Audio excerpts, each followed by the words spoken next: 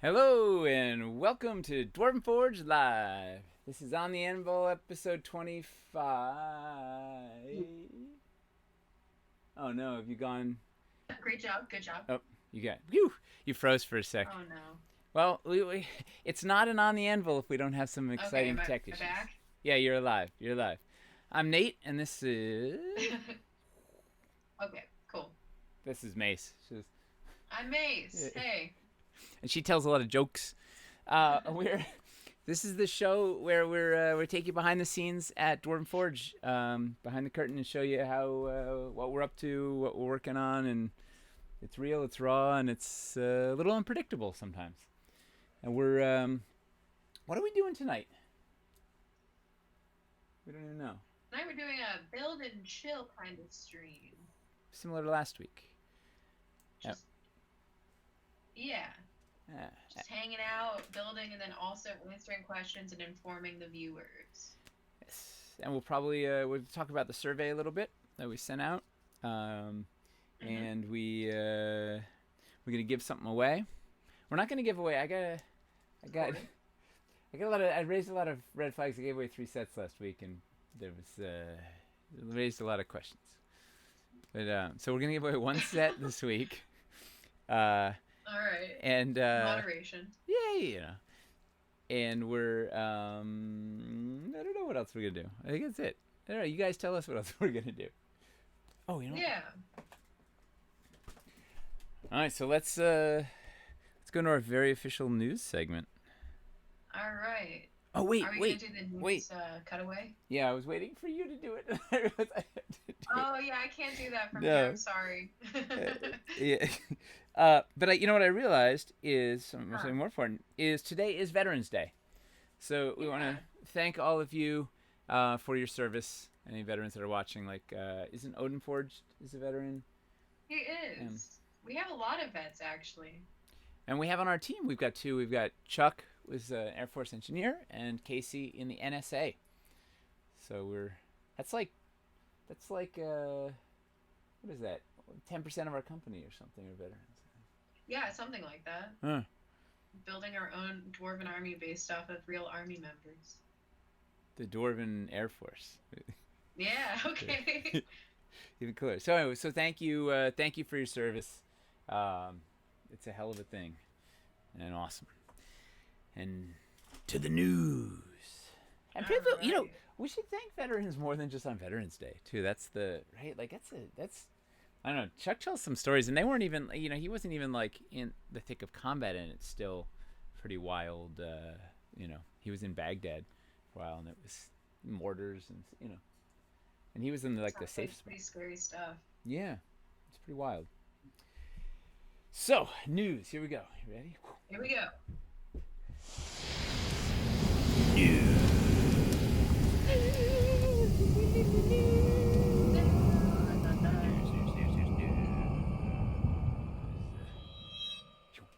All right. Just in the news.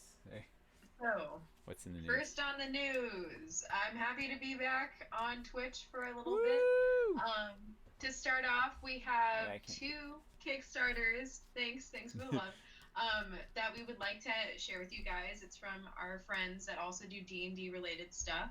The first one we have Dragon Bond by Draco Studio. So this is and I'm gonna go ahead and post that in the chat. I talked about it last week. I didn't get this guy's wing on yet. This was from their previous Kickstarter or 2 Kickstarters ago. They're still shipping out. I got 2 dragons. I got one of them. The other one's still en route. But look at this beast. This thing is he's just beautiful and massive. And they're very talented sculptors, and they have these cool. They're doing a setting and layers and cool legendary actions, and they have a whole thing about attacking the different parts of the dragon, and it's a really it's very clever. They're some smart folks and some very talented sculptors. And look how big. Let's see if I can get this camera. Let me get this camera working. I wish I could have gotten everything glued together. There was 1, 2, 3, 4, 5, 6, 7, 8, 9, 10 limits. 12 pieces. I got 10 out of 12, so we'll take it. Whoa. Yeah, we have so Aaron and Toby are shooting the Caverns core thing, so they have the DSLR. Oof. Let's see if this doesn't look. Why is this webcam like in a fight with me? I'm trying to use a webcam as our close-up cam, and it doesn't like me. Let's see if this will work. Ish. Why is it so? I don't know. But you see, like, do the beauty guru thing. Yeah, there you go. Does that work? It's insane. Yeah, this is pretty big. But this is like a regular mini down here. This guy he's big, and this is like their good. I think he was a gold. Beautiful wings. Yeah, I love the jawline on him. Yeah, he's sick. But they're all very artistic and a very interesting take on dragons. And so these were the resin versions. They're doing plastic ones now, like a rulebook and plastic versions will come pre-assembled, so that might be a little easier. And there's some wild bits, and they have STL files and everything. I don't know. They're really cool folks, and they're Dwarven Forge fans. And it's they're a small company down in Mexico City, I think, and they could use some support. So if you like dragons, they already made their funding goal, and they're doing some stretch goals, and it's good stuff. Yeah. They want to do something with us at some point. Oh, I mean, they seem like people that we also want to do work with. Yeah. It's pretty cool scope they have. Yeah. Oh, and they have scenic bases for these, and they have breath weapons, and they have like a whole they're on it. They are full on artist geeks. They are our people. I love a good mini, but more than just a good mini. I love a good base to go with a mini, because mini basing is like, it's fun to do that hobby and it's fun to craft, but when you get like a nice like environmental already made base, it's kind of like it adds to the whole effect. It's another piece of the art. It's like finishing. It's the frame on your photo. Yeah. And then the next Kickstarter that we have that we want to give a shout out to is our friends at Steamed Forge, who helped us with Wildlands. They have a Kickstarter called Bard Song going on right now. I'm going to post a link in the chat. So this is first of all, we love Steamed Forge. These guys are awesome, and this is a dungeon crawler board game. And what makes it different from all the other dungeon crawler board games? There's a couple of things. One, yeah.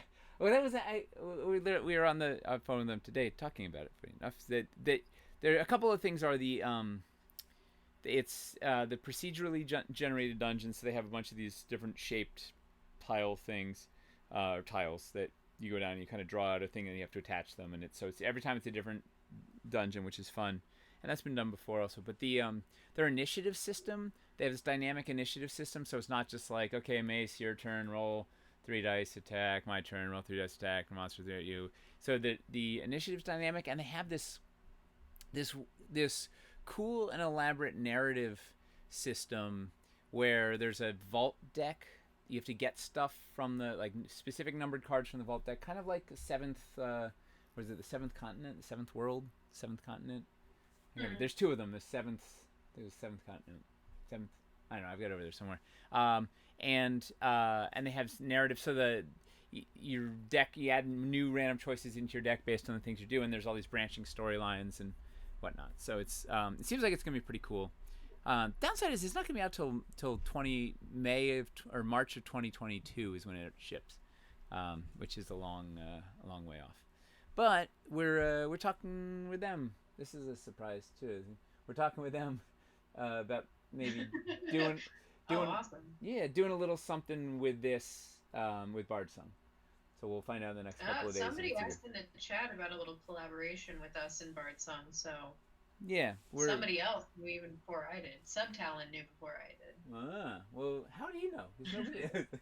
Yeah, well, we're talking to them. So yeah, there's a couple of neat possibilities because it's pretty awesome and we love those guys, and it's gonna be I think it's gonna be a cool thing. And what was the other bit I was gonna tell about the besides I don't know. They have a lot of mohawks, so that's also a reason to buy it. No, there's a, Very vital part of like shouting out this Kickstarter is noting how many mohawks they have. it's crucial. Crucial. There's a scale. Yeah. Well, the heroes there's it's not like a bunch of white dudes like as their hero characters. It's kind of this. It's female heavy and I don't know. It's just interesting. Like there's just a lot of neat stuff. Some cool minis, cool choices, cool whatnot. So Bard sung one word. Love versatility. Yeah, no, it's gonna be, and there's some cool minis in there, and Russ has sculpted some, and it's gonna be good. So Bard sung, and it's a short one. It only goes Speaking for of 2 more weeks. So hopefully next. okay, yeah. So like back when Yeah, get on it. So we hopefully next week we can say something about it, like if we're doing oh something. no. Yeah. Well, we'll definitely know by next week. By next week's episode. Yeah. Woo. Very cool. Speaking of next week, one segue is next Wednesday we will be having a restock on Plague Stone. Oh wait, can we And back up? today, Yeah, I would say back yeah, up the time machine. What we got? yeah. I gotta get my segues in there. If I'm gonna Yeah. tell all these jokes and everything, I have to make them feel natural. So, speaking of restocks, and I just what's totally the deal messed with up. restock? I totally messed up your segue.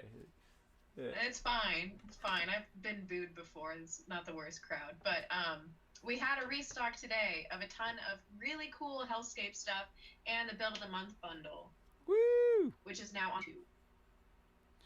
Yeah. And I think there's actually a few sets too that are Hellscape themed, but they weren't actually part of the Kickstarter. So you get some new things to pick from if you did back the Kickstarter and want to add to your collection. It was a Hellscape restock. It was basically a second shipment of stuff that hadn't made it with the first one. So we've got some Encounter 3s. We have Encounter 3 Adventure Pack, which wasn't in the Kickstarter, with Adventure Encounter 3 Core Pack. We got the Walls and Corners Pack is back. And the bundle, the Build of the Month bundle, is kind of a neat one. And it has a free gift card, too, which is kind of a neat thing. So yeah, that's a sweet little throw-in. I like. There's been many a times where I'll look at the Build of the Month and I'll be like, "Is it worth it for the $25 gift card? Should I just use the sets at work?" And I've been very close. Actually, for Father's Day, I've done Build of the Month before. So this is a $40. I think it's a $40 or $50 gift card. It's a good. So, yeah. It's a lot of bang for your buck. Yeah.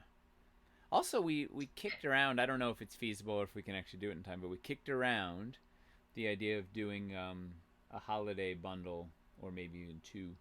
Would you guys be into that if we could put together a couple little bundles as gift ideas, get them out by December? Says yes. Yeah. And what should we do? Dungeon Cavern? Like what are the easiest gift ideas? Go ahead and post what kind of sets you guys would like in the chat. A lot of people are like unanimously saying yes, more bundles. All right. Which brings me to other news. Along with this restock, we have another one next week. Look at that segue. Yeah. Yeah, next week is Plaguestone, right? Plaguestone, yeah. And then we have another restock the following week and a few more for the rest of the year. So if you guys are looking for holiday gifts for your DM or your D&D geeky friends or yourself, live your life, treat yourself. We have some stuff that's coming in store for you. Hopefully it's something that you guys want to cherry pick from and get some sets for yourself. So we have, and we can't, so the challenge with this, with international shipping, particularly right now, is that it's still a little, we were supposed to get the Cavern Core sets were originally supposed to land on the 8th, and now we're getting them on the 17th or so. It's just, I don't know, everything's a little fuzzy. So it's hard for us to give you hard dates until week of, because there's so much that could happen between the ship landing, getting to the warehouse, getting received to the warehouse, customs, whatever. But we definitely have, Plaguestone's definitely going live next Wednesday? Question mark. That's what I have, also as a question mark. Yeah, for now it's definitely going live on Wednesday, and then we're gonna try and get the cavern stuff should go up the following week, the week of Black Friday. Probably, I don't even know. Either the Wednesday or Black Friday. The downside with Black Friday is that it's going to take a while to ship. Like if we do it on Black Friday, the warehouse gets slammed, then so it's and they don't work on weekends, so it'll probably take it probably won't ship out to the following Thursday or something. Does that irk people?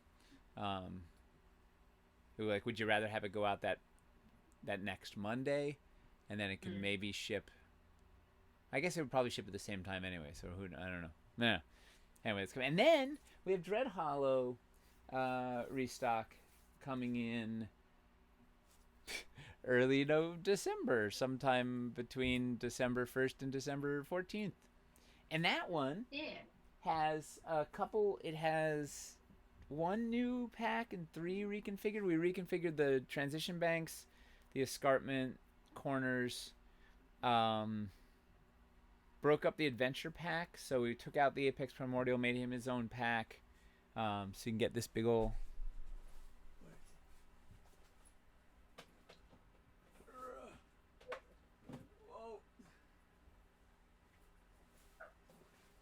You get this big old guy.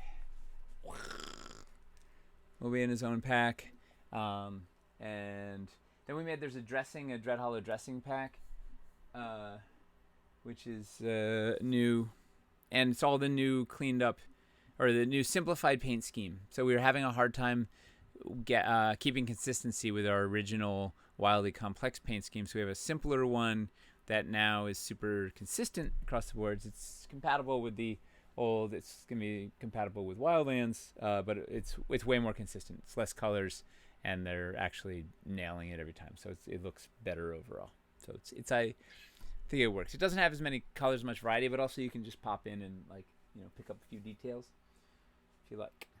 That'd be a good. Has Dwarven Forge ever done a Apex Primordial like holiday decorating thing, like hang ornaments off of him?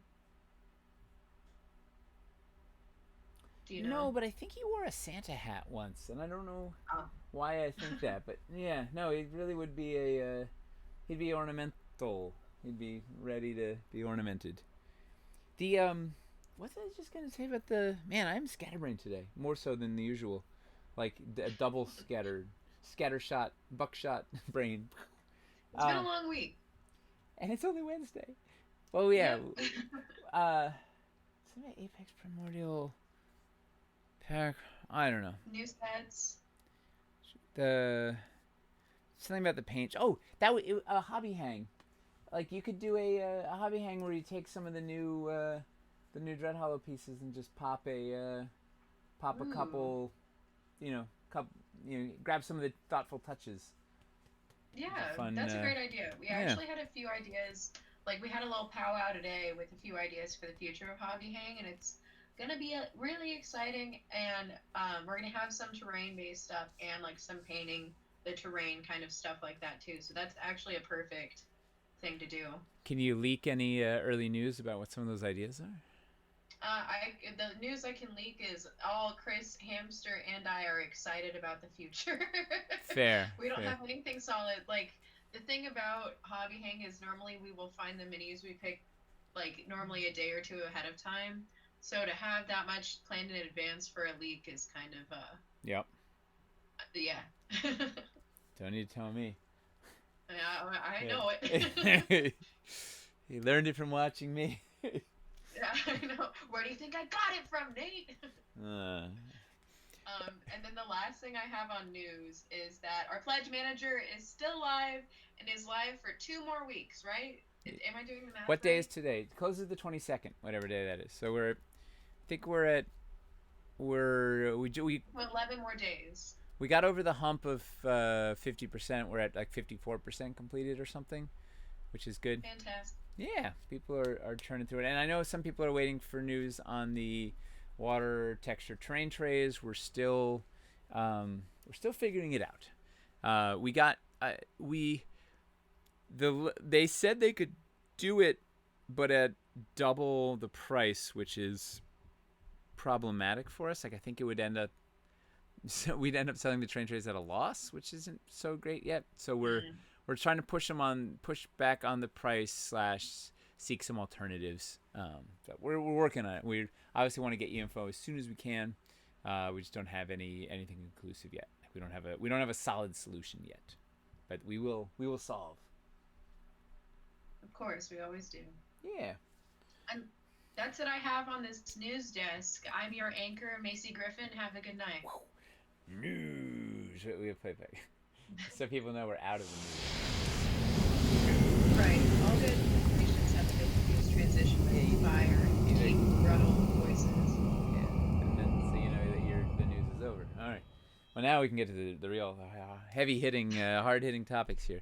So I thought I'd build something tonight while we talk, and I'm thinking because I had a lot of fun last week building a thing. I'm gonna put this guy somewhere safe. And I don't have it. This one's a little more half baked. But I think I'm gonna do a. I want to do a troll cave, right? So I have these. So the trolls. Here's the story. The trolls. Yeah. It's getting worse, right? There's something's in the forest. Like usually it was just like a troll here, a troll there. Things are happening. There's more trolls in there. They're sort of acting in unison, right? Something is unifying them. And they're like kind of these coordinated strikes on the Sprite Village and Holt Circle where the Druids hang out, and even Wild Corcadia. There's been like just strikes of trolls, and there's been this proliferation of venom trolls, right? So if a troll gets almost killed by a venomous creature, but doesn't die, and sometimes the poison gets into its regeneration system, and then it regenerates through the body and becomes this big bloated. What is it? This guy, right? One of these big gnarly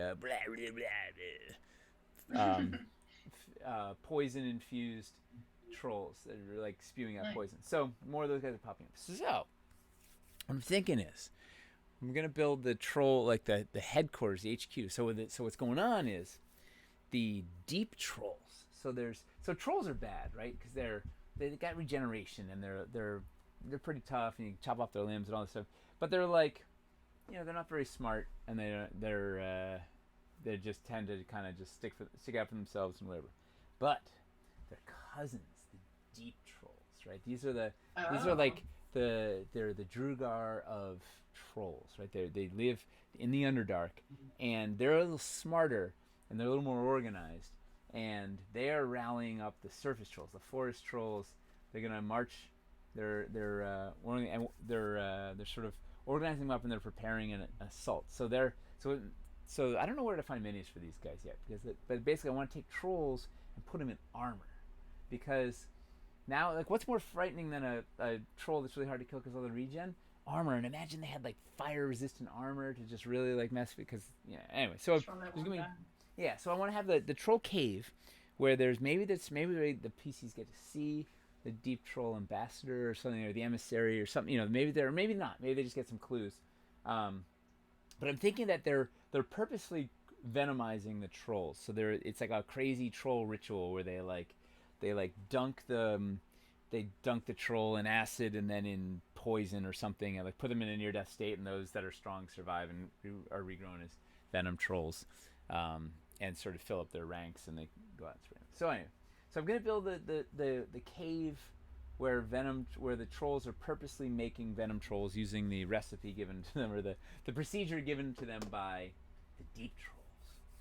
So, and if anybody knows like I want a couple of cool minis that are a troll like armored up, like a standard D&D troll, but he's got armor, and maybe he's got like a big two-handed sword or something. Like we're weaponizing these trolls, and they're gonna be like just terrifying. That'll be like, this will be a big event. Like it'll a year from now they're gonna go down to the Underdark and face like the deep troll empire and this thing.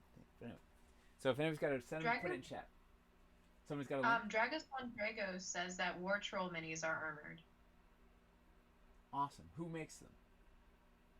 I don't know, but I could also. Yeah. He has time to respond, and then I can search for them after he does. Yeah, one is like cool, like armored D&D trolls. Anyway, in the meantime, I still have like more Venom guys to paint. I gotta paint these guys. We got guys to paint. But is it for your home game?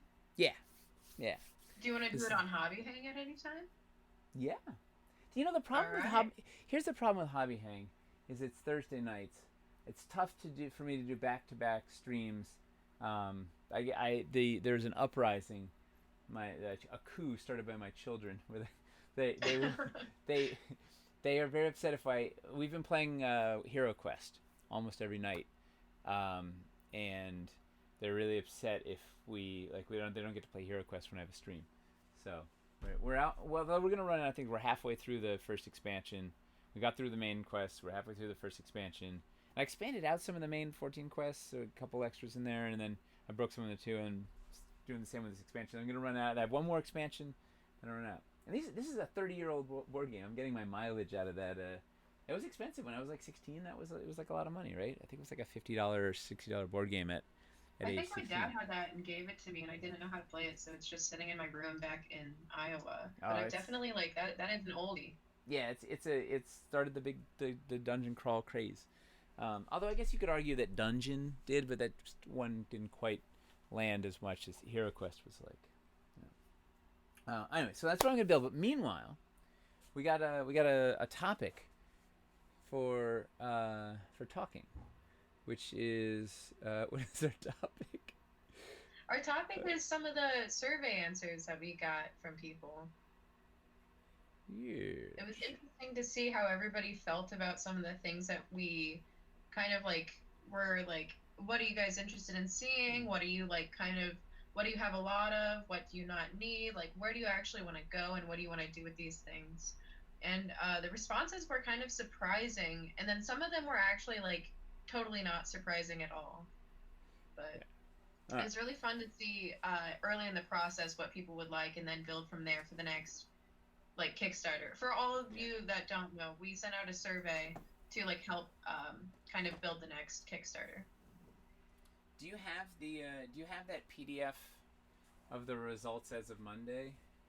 I can find it. I just need to figure out where it was posted. It was in the development channel. Probably should be the first thing in the development channel, I think. Cool. Yep, I got it. Yeah. So what was cool was we had 3,000 responses in when that thing went out Thursday. So by Sunday night or Monday morning, we had 3,000 responses, that was awesome. We asked for feedback, and you guys delivered hard. So it was great. It was really, and it was cool.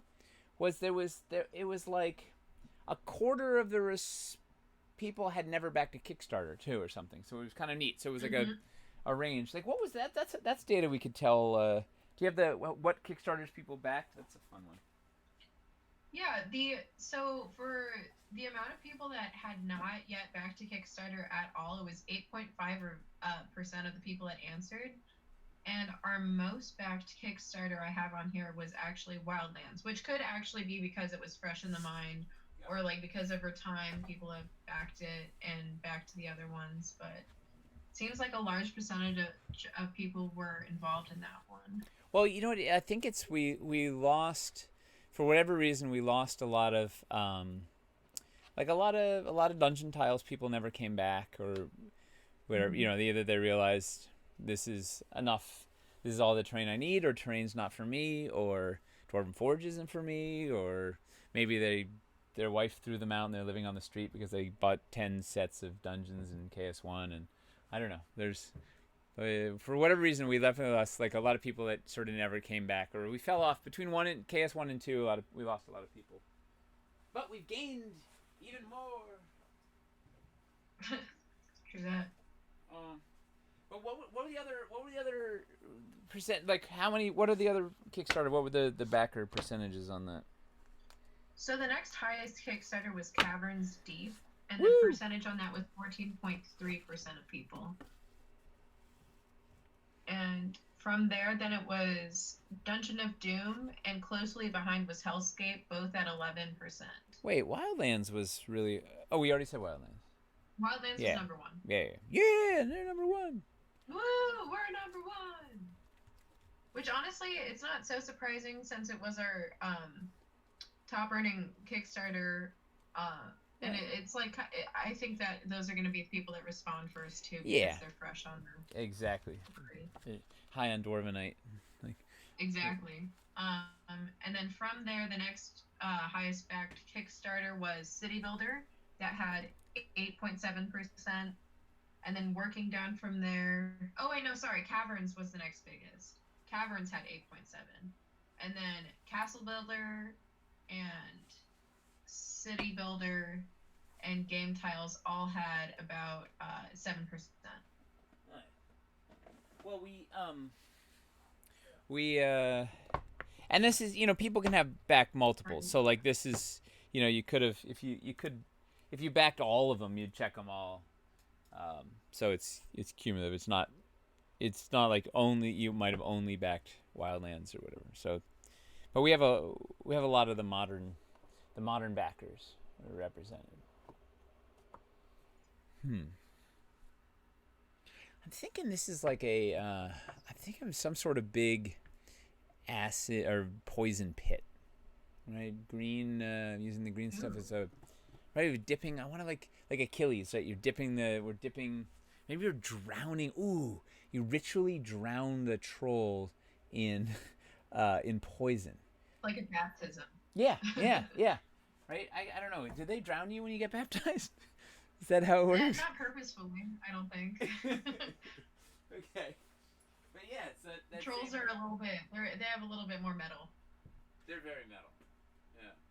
Yeah. Uh, they're like Are you Motorhead. you want backers who?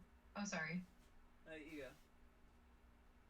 Do you want backers to like people in the chat, the Dwarven Army, to suggest things that maybe they Yeah, would like to yeah. see I love in Flowland? suggestions.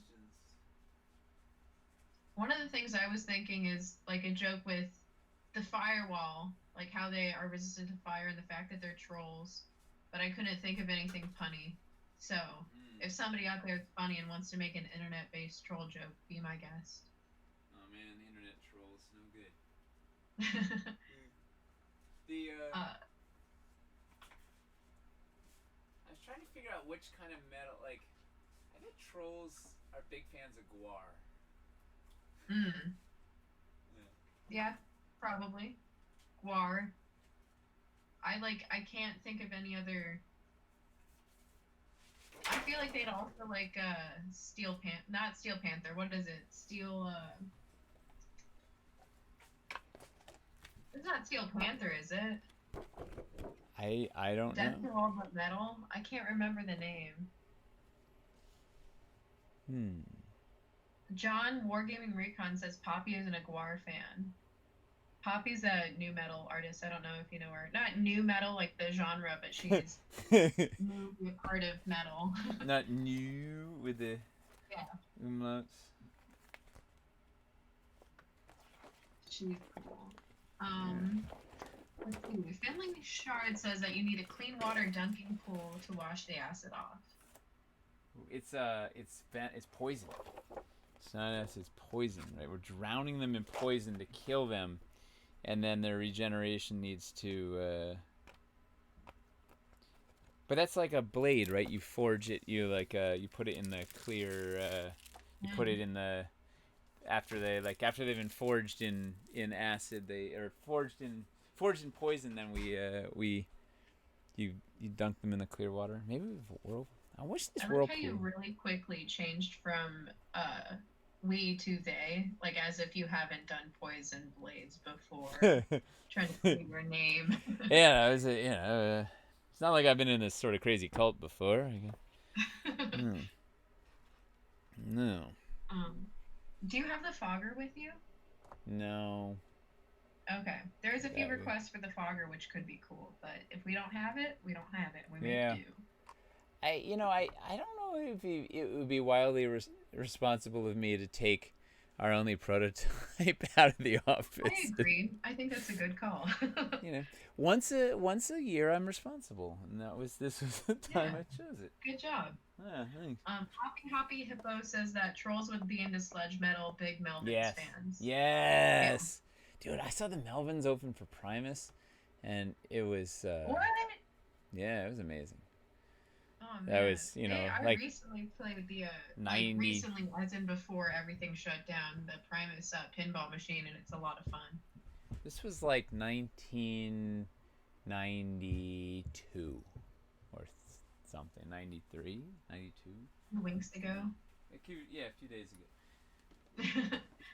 um, Maybe I.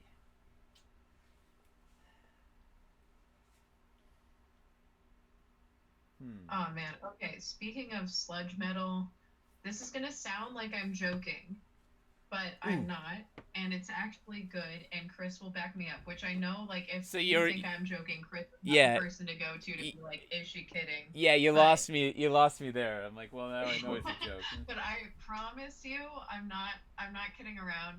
Um, Alvin and the Chipmunks, uh, sped down to be like a 16th of the speed is actually like really good, and it sounds like sludge metal kind of. It's like actually genuinely really good. How I will how did you discover this?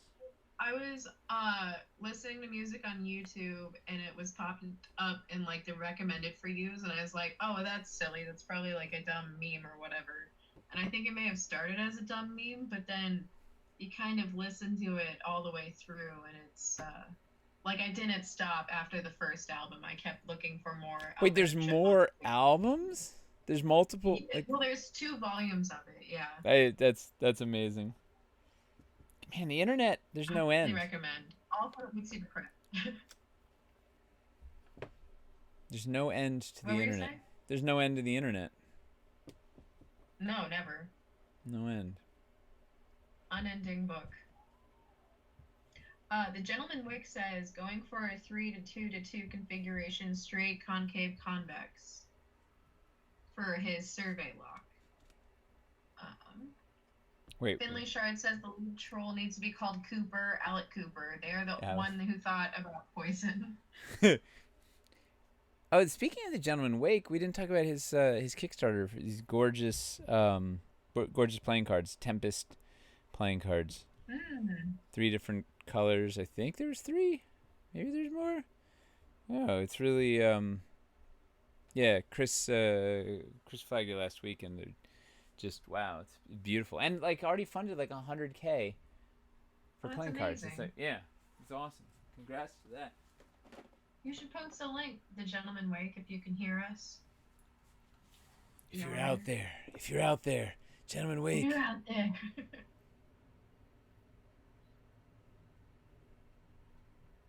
So besides the poison and the metal and unionization of lesser trolls or regular trolls, unionization of the trolls. Presence, Wait, what more do you need? Are you not entertained? I'm saying, are you gonna have like traps going on? Like, how much more dangerous is this build gonna be? I haven't gotten that far yet. Wait, let's keep going. Cool. Let's keep going on the survey. Okay, cool. Let's talk about the survey. So another big response that people had for the city builder theme. It seemed like everybody was pretty excited about the city theme. Oh, let's going on. Yeah. Go linear. Linear, okay. That was the next question. It was? Oh, it was, do people have you back this? Yeah, you're going linear. Oh, okay, yeah, I skipped that one, sorry. So out of all the people, we had 33.2% that, well, let's see. This was like why people haven't actually backed us. So this question popped up if you haven't, like if the person answering picked none, which was only 679 people, which accounted for 8%. So of that 8%, a few of the people said things like, I'm not familiar with Dwarven Forge. The biggest response was backing is too expensive. And then going down from there, it was, I don't know about the campaigns. There was an other category, which will be interesting to kind of get into. I think that was submitted responses too. Yeah. People not wanting to wait for the delivery and not knowing what products are offered or if it's too overwhelming and confusing. And then the smallest one was, I don't trust Kickstarter projects. Which I love. There's like 6 people who were like, nope, I don't trust Kickstarter. Which is awesome. I understand the fear of Kickstarter. Dude, there's some shady people out there. There's been some Yeah. like, there's definitely I backed a Canadian terrain company. What were they called? The Iron Circle, the Iron something, and they were offering sets. They were pre-painting it and hand flocking it with snow, and like it was a really elaborate. And they bit off way more than they could chew. I think it was called Labyrinths was their thing, and they basically delivered to nobody. And a couple of people, I think like Zach Hagen, there were a couple of people on the forums that were the first the first wave, and they got because there were like 6 different paint schemes you could choose, and like it was way like they had grand schemes, and just absolutely crashed and burned a lot of people. Um, That's a bummer. yeah, but so the stuff like that like makes a bad name for Yeah. everybody. Yeah. It makes it seem like any Kickstarter could be the one. And Yeah, like what sucks is that we're pretty reputable. Like we've always fulfilled our Kickstarters. Sometimes a little bit late, but it's always, we keep up to date with people and we do make sure that our backers get what they have paid for. yeah. I But, think but I we're totally get that. And if it's only 6 people that put that, maybe eventually like those 6 people will either come around or maybe they just want to buy in web store and that's fine too. six out of 3,000 is like you can't like there's always going to be 6 out of 3,000 that will say are for anything like Yeah. it's not so bad. 0.5% is okay. Yeah, they're like we'll never be able to change like there's yeah. And then the top reason for backing city builders specifically was the next question we had.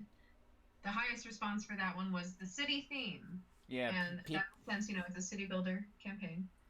that was people like the city theme a lot. Yeah. It was a big hit. And then underneath that, the next highest rated response. So that was 61% of people. The next highest one Don't was, give them all our secret numbers. I think we just give them the sorry. gist. Yeah, because there'll be a spreadsheet somewhere that'll come back when we launch this thing in a year. They're like, well, 61% of people said they didn't like purple, and you've still made things purple. What's going on there? True. Yeah. So then the next category down was I like the look of the product, which Woo! just meant I think Dwarven Forge probably overall, but specifically for this Kickstarter. And then down from there, pretty much neck and neck, we have I enjoy backing DF Kickstarters, and I want to make sure I got all the sets I wanted for having backed City Builder. And then the last option was value for the money, which had a good chunk of people, but that is our lowest one. And then, which, if any, Dwarven Forge City Builder terrain do you own? Check all that apply. The highest amount we have is actually people saying, I don't own any City Builder terrain. That was the biggest portion of it. Which is interesting, too, right? So it's kind of neat that we're getting a bunch of people who don't have city stuff answering the survey. Because it gives us... it's nice to kind of have some fresh eyes on the on the offering and like, hey, well, if you don't have anything, what do you want? It's exciting. Yeah, it is, and it's like it gives us a lot of room to like grow and reach out, and maybe like the people that don't own City Builder will eventually come around to like other like our City Builder projects if they haven't gotten to it. Maybe they're gonna get to it eventually, but I mean it's a pretty exciting percentage. And then down from there, the other sets people actually do own. The top one was stone buildings, very closely followed by Tudor buildings, and then it goes sewers, and then the lowest amount was streets and alleys. And this was answered by everyone. Ask them why do less people have why are streets the lowest? And where are my elevation blocks?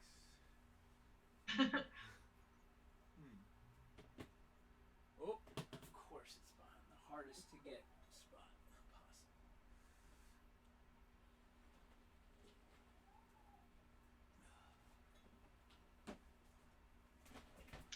Sufal Lemon says that that's actually what they want the most is the streets and alleys.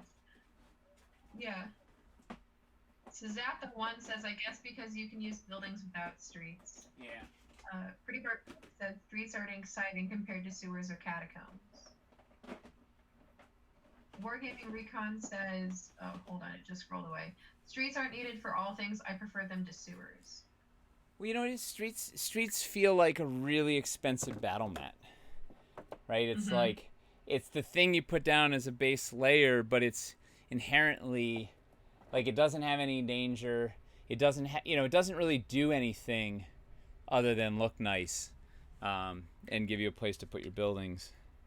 Whatever. So yeah, it's a different XY axis kind of thing. A little bit, on the Z plane, but not as much as the buildings or like the sewer would be. Yeah, not enough to like affect gameplay or feel like you're, if you want bang for your buck on the table, like the streets are not. They give you visual, like it makes a thing look massive and epic and big, whatever, but it's not like actually affecting your gameplay one iota, really. I don't think. I don't know. Maybe someone has a clever. Although the sewer grate is pass it down, but it's like I don't know. I can see that as a reason. The next question we had is why people didn't purchase any city builder terrain, and the highest one in this was. I haven't gotten to it yet. Oh, I was gonna say we should make people guess. It's a fun game. Sorry. Yeah. You gotta yell louder. You know what? Last week I started doing giveaways when people gave good answers to things. You gotta. I had wondered why it was 3 giveaways. It's just like we're getting. I wasn't surprised, just curious. Yeah. Well, does anybody want to guess the second highest category then? Yeah. Should I give the options? Give me options. Okay, so the options for this is I'm not interested in city-themed terrain. It's too expensive. Building is too complicated / time consuming.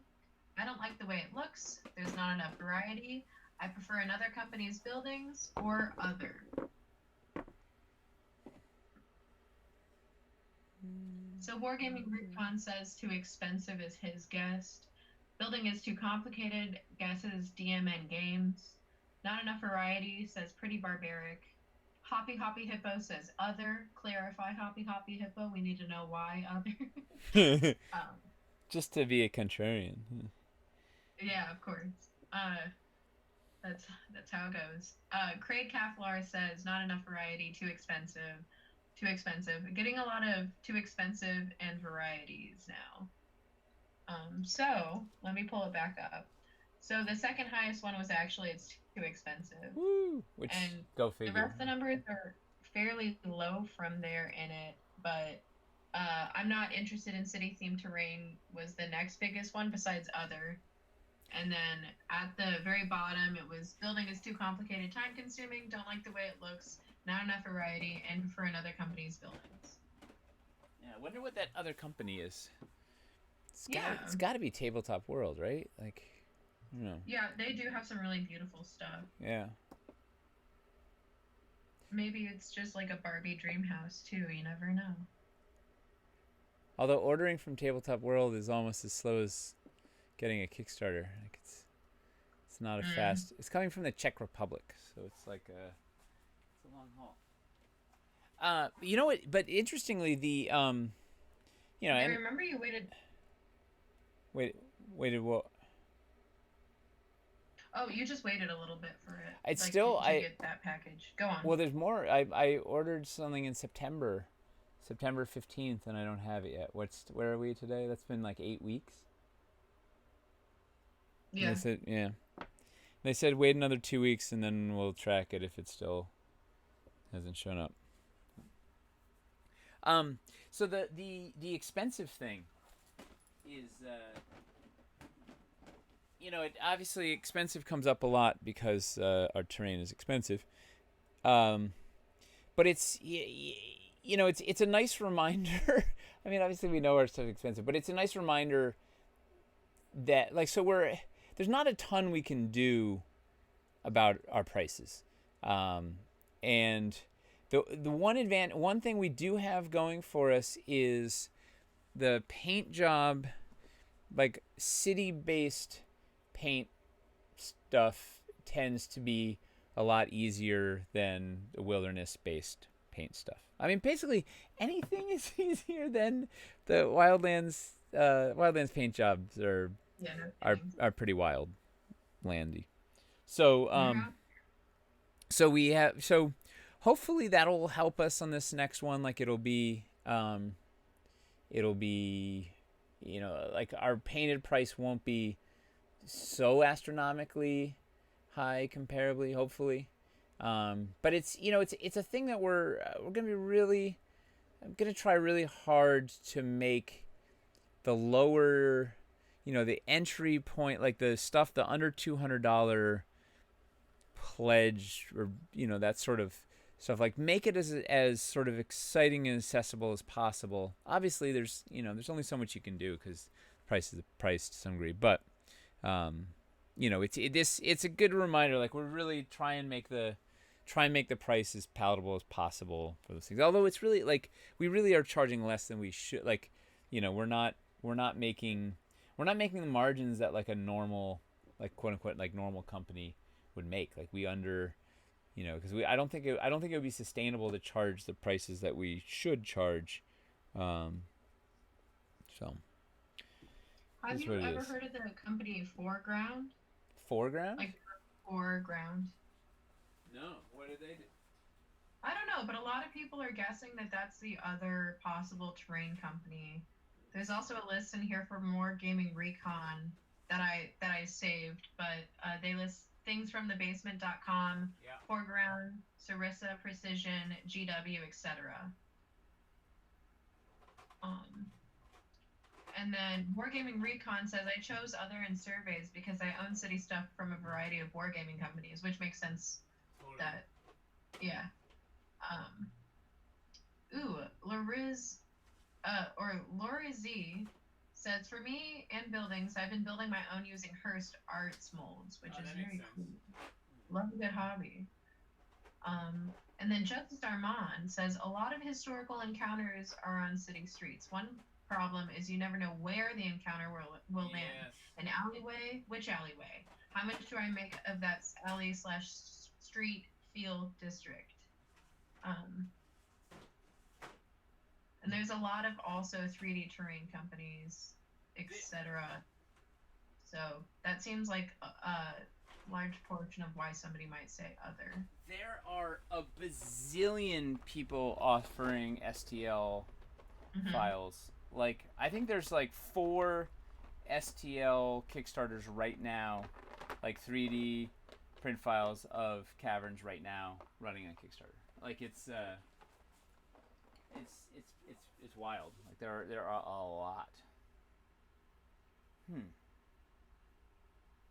I'll get to that one. I'm looking for the 45-degree wedge pieces. I know I have a bunch of them ferreted away. I thought they were in one of the shelves, but I couldn't. But anyway, it's irrelevant. So what's next in the survey? I actually was just gonna suggest. I think we should have a PB Herman style part of the show where you say a secret word and then I'm like, that's the giveaway part. Ooh. So. All right. So. This week, I was wondering if wedge could be the word. Okay. All right. Let me type it in before everybody gets ready. Do we do it when I say it next? Oh sure. Yeah, that's fun. Yeah. It doesn't go live until we say it. You gotta like. Okay. Like when we find it even. That's Man, where are those? Less force.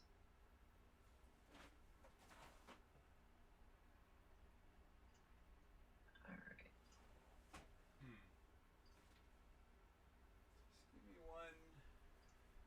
What's the next?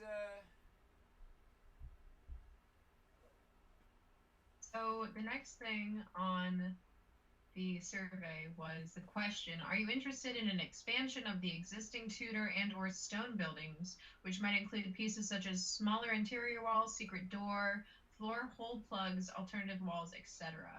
And that was for the majority, yes. Like there is a large all 3 yes of those, right? That. They did 3 in a row. They were all very much like yes. Yeah. Overwhelmingly yes. And then, are you interested in a stone/Tudor building expansion? And this was because, or are you not interested? For the people that did say they weren't interested. We can skip those because those are like there's not a lot of people answering. Those are like 400 people answering or something. It's true. I gotcha. Yeah. And then the next one was, are you interested in an expansion of the streets, alleys? Again, that was overwhelming yes. And are you interested in expansion of the existing sewers was the other yes. And all yeses. Yes, all yeses. For the next question, we had, what activities do you use Dwarven Forge terrain for? Select all that apply. So people could don't give. This is a fun one to guess. Don't give the. Okay, I won't say yet. I'll say the options that we have. Yeah. But for this, people could pick multiple things. And then these options were tabletop role-playing games, skirmish war games. I build dioramas. I build with my kids. I collect, display/use as a hobby, and then other.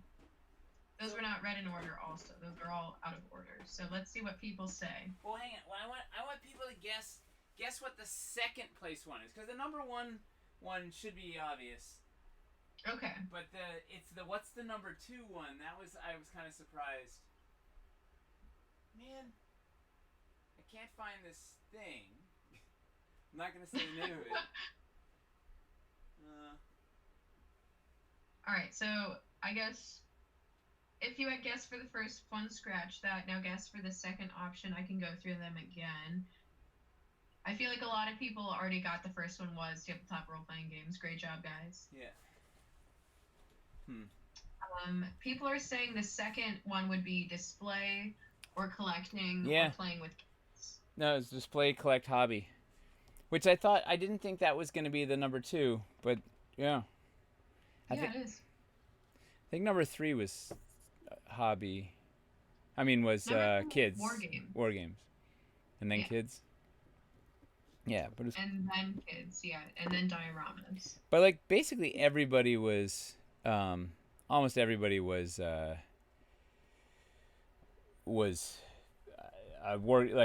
TTRPGs was like 90% or so. It was like it was not even like it wasn't even a contest. And we didn't think it would be. And if it were, they won. Congratulations, tabletop role-playing games. The next question is, when you use buildings, do you utilize interiors or exteriors more often? Or both. Or both. And I'm going to go ahead and let people guess this one as well. So you have the options both interior and exterior.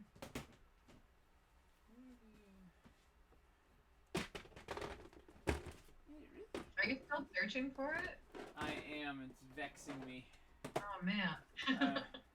I need 2 of them. Well, it's being able to do 45 degrees is like, it's life changing in the world of caverns. And I'm in the market for life changing caverns, you know. Oh. Maybe I'll use a dungeon.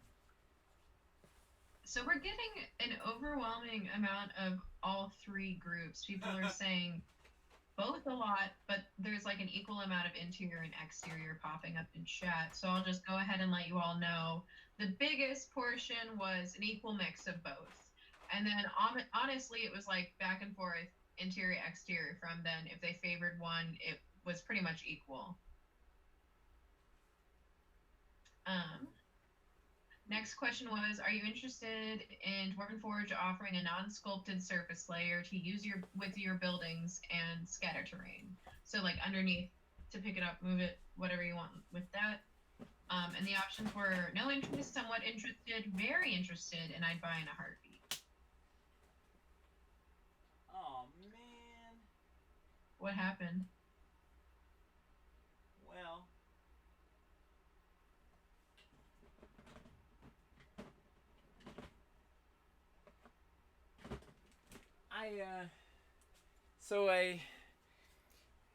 you remember when there was that whole pandemic? Yeah, I remember that. Yeah. Like it was today. Yeah. So, I had to kind of quickly set up shop in my basement here, and I'm a stander, right? I like to be elevated. I like to stand. I like to move. I'm like a shark. I got to just keep moving. And so I set up a couple of folding tables so I could set up the computer back there, and I guess it's really just one table for the computer and then a table for the building. But it wasn't high enough, right? Because I wanted to stand. I wanted to be moving at standing height, and so I'm like, oh well, just I've got these big bins that I keep a bunch of my dwarvenite in, and I'm like, oh, two of these are the perfect height to get this exactly where I need to be. I'll get something Right. later. This is just for for today. I'll throw these on here, whatever. And now it's 8 months later, and so There's yeah, and the bin that has the wedge is ah, that's the word. Go go go! Said the name. I'm The rolling, I'm the bin rolling, that go go go. the bin that had WEDG. the bit that has the wedges is holding up the table that has the computer that we're streaming on from right now. Um, yeah, we got that. Um, so that might not be coming into play just this moment. Let's see. I have one dungeon one I'm using for right now to get the 45 degrees right, and then I wanted to offset. So I'm building for.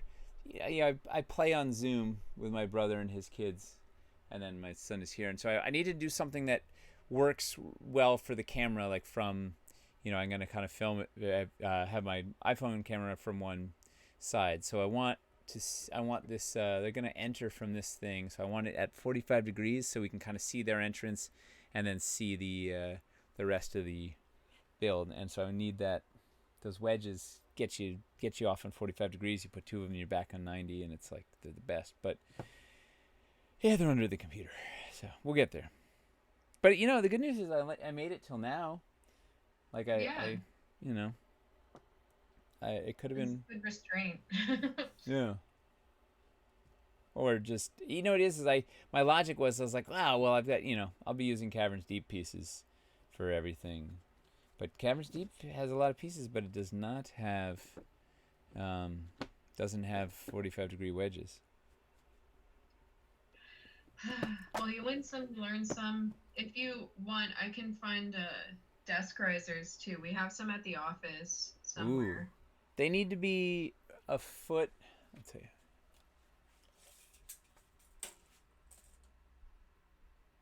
12 inches high, Huh. roughly a foot. I'm sure we could find some somewhere, but Yeah, okay. I'm sure they Kept in exist. mind. So for the next category, Wait, do we for all tell? of you that somewhat interested, Wait, do we or tell? answered somewhat interested, you would be correct. We actually had a lot of people in chat saying they'd be totally interested in yes, but I think that's the fury of the chat is that you're just always going to be screaming whatever you want. Yeah. Well, That's what I did. it was an interesting it was very high, right? It was, I don't know, it was Hmm. 80% or something. If you took the or 10% of people said no way, and everybody else was on the spectrum of either slightly interested or I'd buy it in a heartbeat. So we got to figure out sort of what our flat surface layer options are. There'll be plenty of options. The the on a side note, the before we get too deep into this survey, the challenge with some of this stuff, like we learned recently with our gridless survey, is what people say in a survey and what they do with their wallet don't always coincide, right? Yeah. So people might tell you, "Oh yeah, the one thing I really want, or is a giant marshmallow man," but then when the marshmallow man's rolling around the city, it's like you end up having to shoot it with your oh no, what were they? They were what were their power packs called? There's an acronym for it, right? Oh man, I'm sure chat knows. Boy, it's evading me. But anyway, so, so people will tell you they want a thing, but then they might not actually buy it, which we're experiencing with the gridless options, like our Proton pack. what proton Proton pack. packs. Yes, God, I don't know why that was eluding me. So like that, people were really there was kind of a passionate plea for gridless, and surveys seem to indicate that it was like maybe 25% of the interest level compared to the gridded or something, like enough that was like, well, if we make some, we should sell. The sales have been like, half of that or less. Like, it's like 10% or something. It's really like it's not a thing. So to some degree, we can't just like, if the survey says, oh, everybody wants this thing, we can't just blindly follow the survey. So it's interesting. It's interesting data points, and then we have to do something with it. I'm not entirely sure what all that is yet, but that's a tricky part with this stuff. A few people in chat were saying that the gridless packs were too big, and that might have been why. Yeah, possibility. Yeah, there's plenty of. I mean, there's it's all, none of it's an exact science. So there's definitely a part of it is the offerings might not be what people were hoping for, or they said, I don't know. But moral of the story is like we can't just like this is just one of the many factors that will affect our decision making process. Yeah. I don't know what the other factors are, but yeah. But there's many of them. Yeah. If there's one of them, there's got to be many. Exactly. The next question we had in the poll was, how important are the following things for you in the city? Oh, this is a fun. This is a okay. Oh, we already did our giveaway, didn't we? I was gonna say whoever guesses this should get the giveaway. Oh yeah.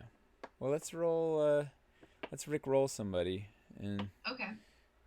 All right. So last minute, enter wedge in the chat. WEDGE. No caps. It doesn't matter. You can do all caps, no caps. US only. We're gonna give a quick little bit of time for people to keep entering. Chris says he hopes he wins. He's not eligible. You're not eligible, Chris. You're not US. Yeah. You live in Troll Town. Millbog. Yeah. All right. So the winner of the giveaway is Froon. Congrats, Froon. I will be messaging you, and we'll figure out what you need and what I need from you in order to get you your giveaway prize. Woo! Woo!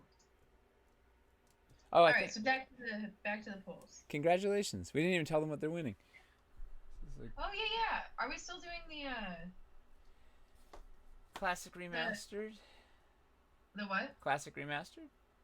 Yes. Are we still doing that? Okay. Yeah. You know what I think we're gonna do? We'll do some Caverns core when those land. I'm really excited about those new core sets. Very cool. Yeah. I have to find my place in the hole again. Oh, this was a really long litany. I was gonna say whoever guessed this would get the giveaway, but we already did the giveaway. This is what people are what's important to people, which was an interesting. We got some. Do you want me to tell them what was the highest first, or do you want me to go down and see if they can guess anyway?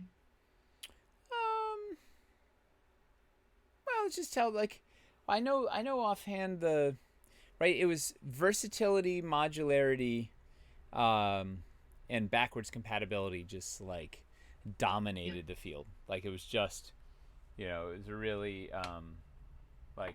just very high marks across the boards, and verticality was high in there, and large pieces, and then interestingly, like LEDs and magnets fell near the bottom, and what was the other?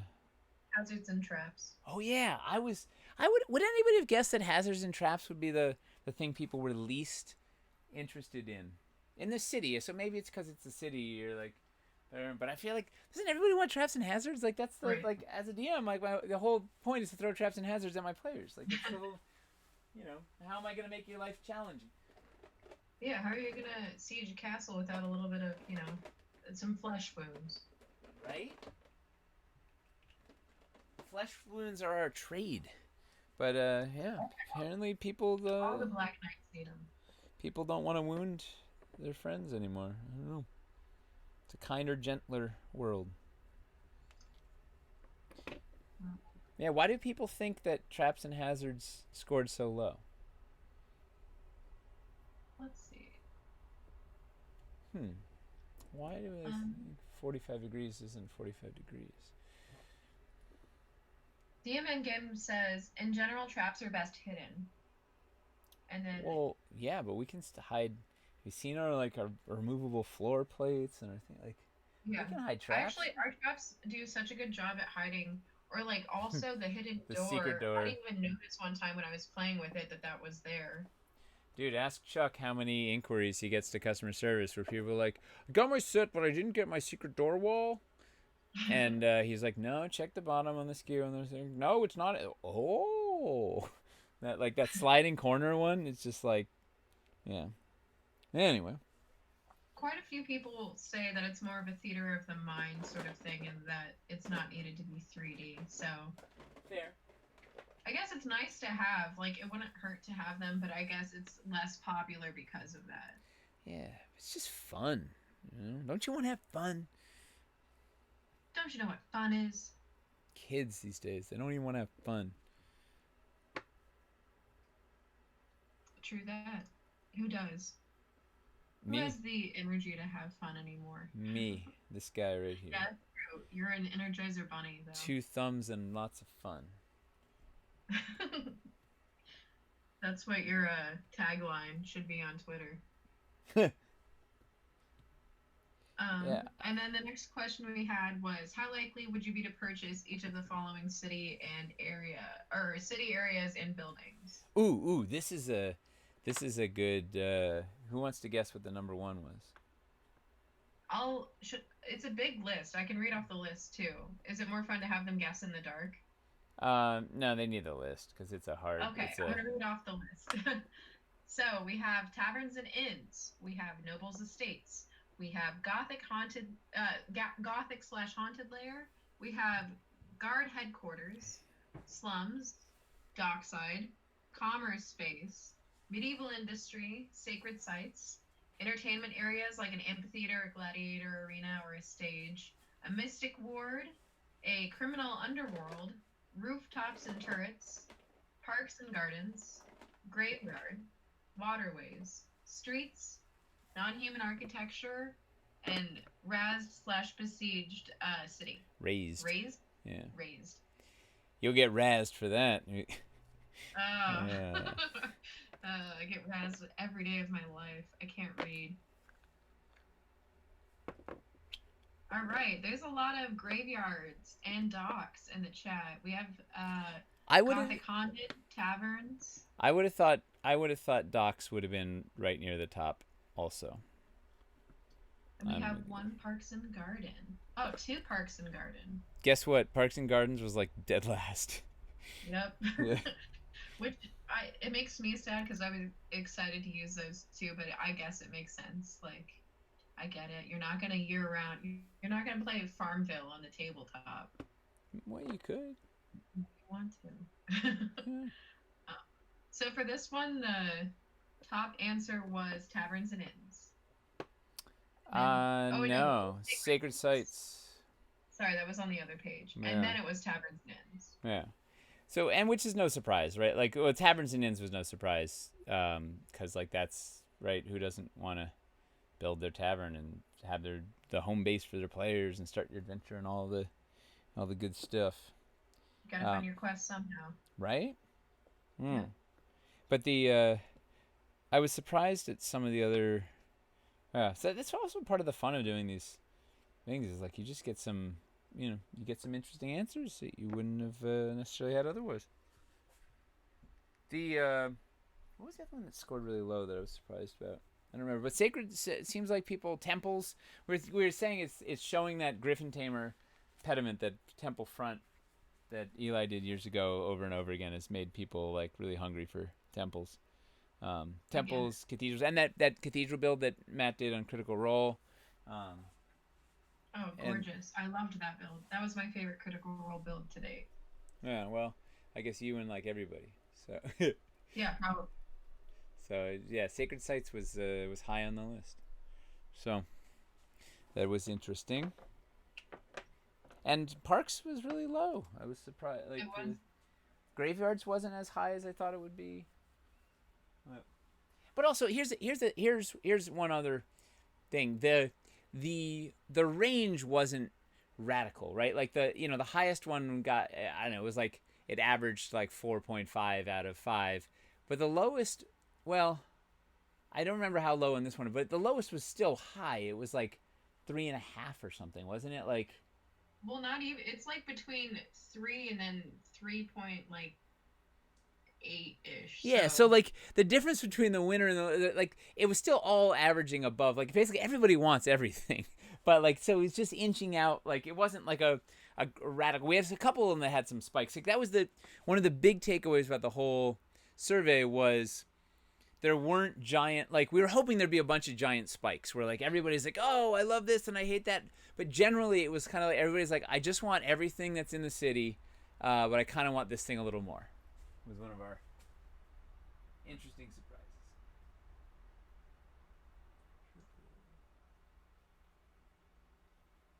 Huh, why this close-up camera is like the bane of my existence. Why does this? is this the webcam? Yeah. It might be too close. Some webcams can't really do. They can't do like macro or things. I forget the range, but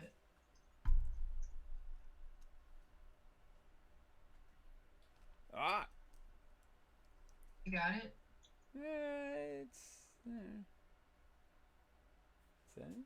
No, it's still You like found a way to make it. no. It's like blowing out. Like I don't understand it. It likes my hand. Focuses on my hand. Like life is good, and then it just sort of like just goes soft. Can you change the background to a darker color, maybe? Uh,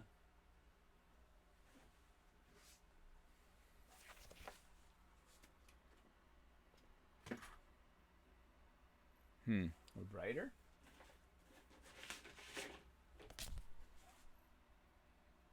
Right, it seems to like white.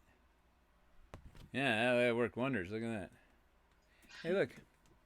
Wirestone Falls only 23.30. What was our final price on that? Yeah, that didn't work at all, did it? Man. Oh, where's our other camera? We ordered a. Wait, is that better? I don't know. Irksome. Highly irksome. I am vexed. I am also vexed because of my internet, though. I can't see the feed going in. Like, normally I have it pulled up on Twitch, but if I do it, then it stalls the feed coming in from Slack, so. Feed coming in! Yeah, we're coming in! Open the top truck! Is that it? Alright, now I can see it. I don't know. It's like, it's annoyingly. It's not so blown out. Like, I can tell what it is. I see I know, but where it you're shouldn't, having like, it next. can get in, it can focus. It has the capability. Like, Have you changed the white balance on OBS? no. Filters? Yeah. Will that? Interesting. Let's see. Low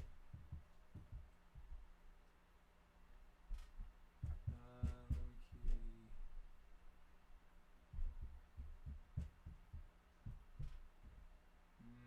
Where is white balance? I have like Or maybe there isn't one. I remember there being like shifters. properties.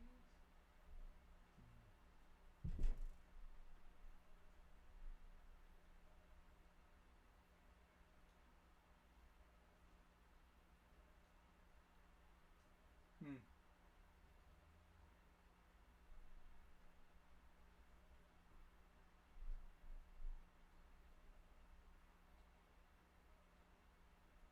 We're just going back to the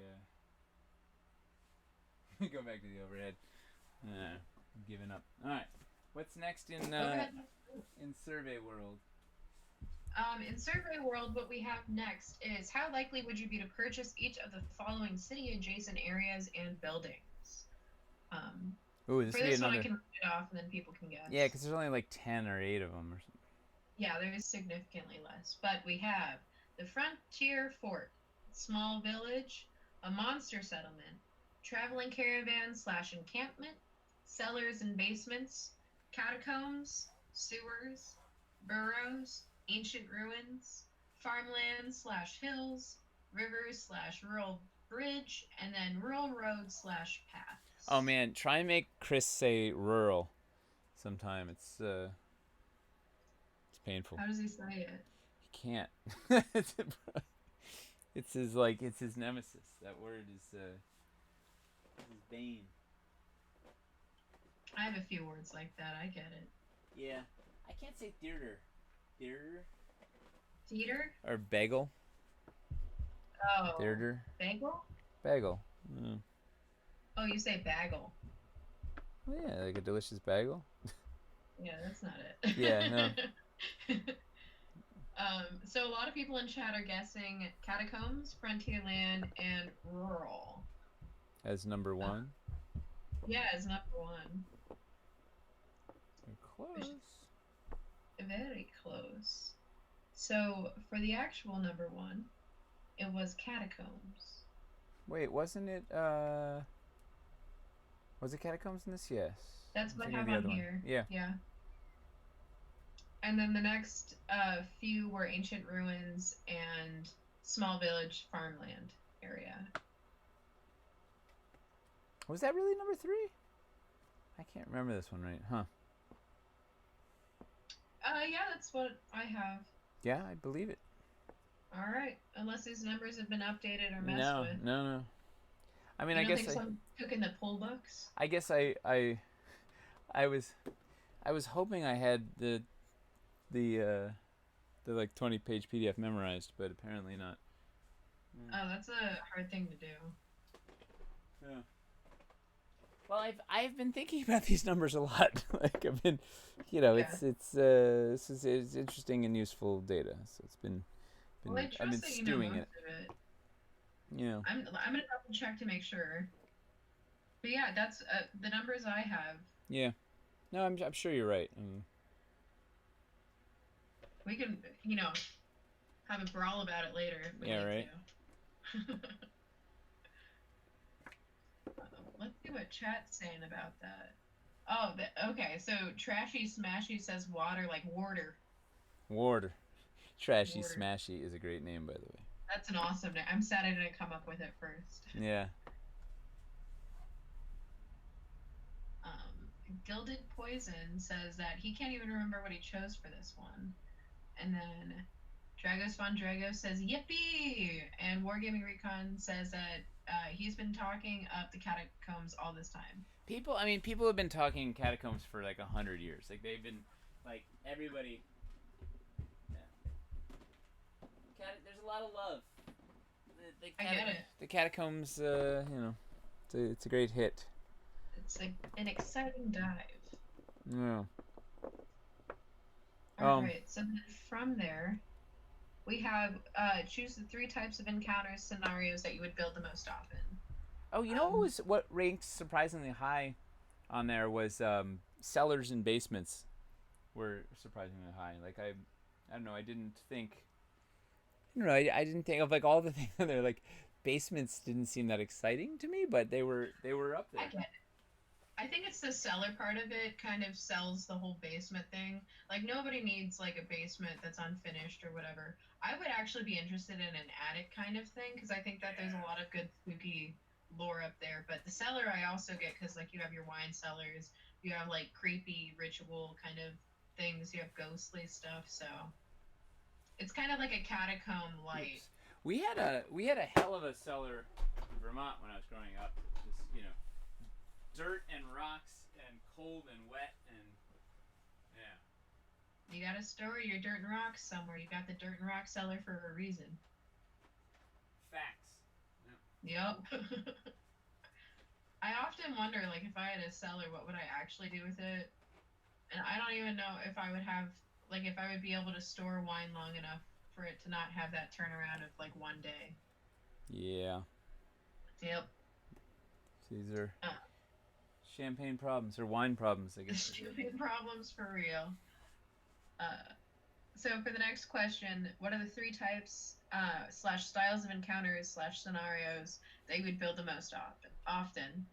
And the options were large city, port settlement, rural village, war-torn settlement, frontier, large singular building, a rural road slash and surroundings, monster encampment, ancient ruin, beneath the city, and landmark location.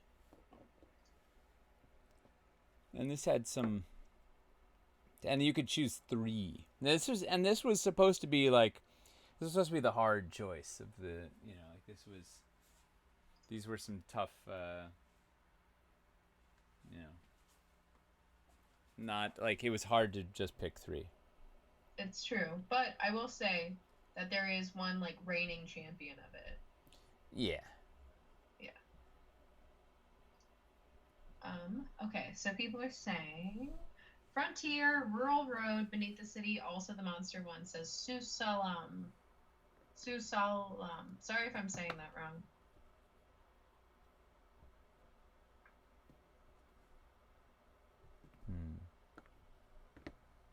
Ooh, David B. Moffat says that a future prize should be someone gets to win what Nate is building. Ha. That would be a fun.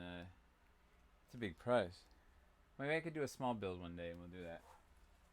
We're getting more rural village votes coming in. Now I'm saying it. I wonder if I'm saying it weird now because I'm thinking too much about it.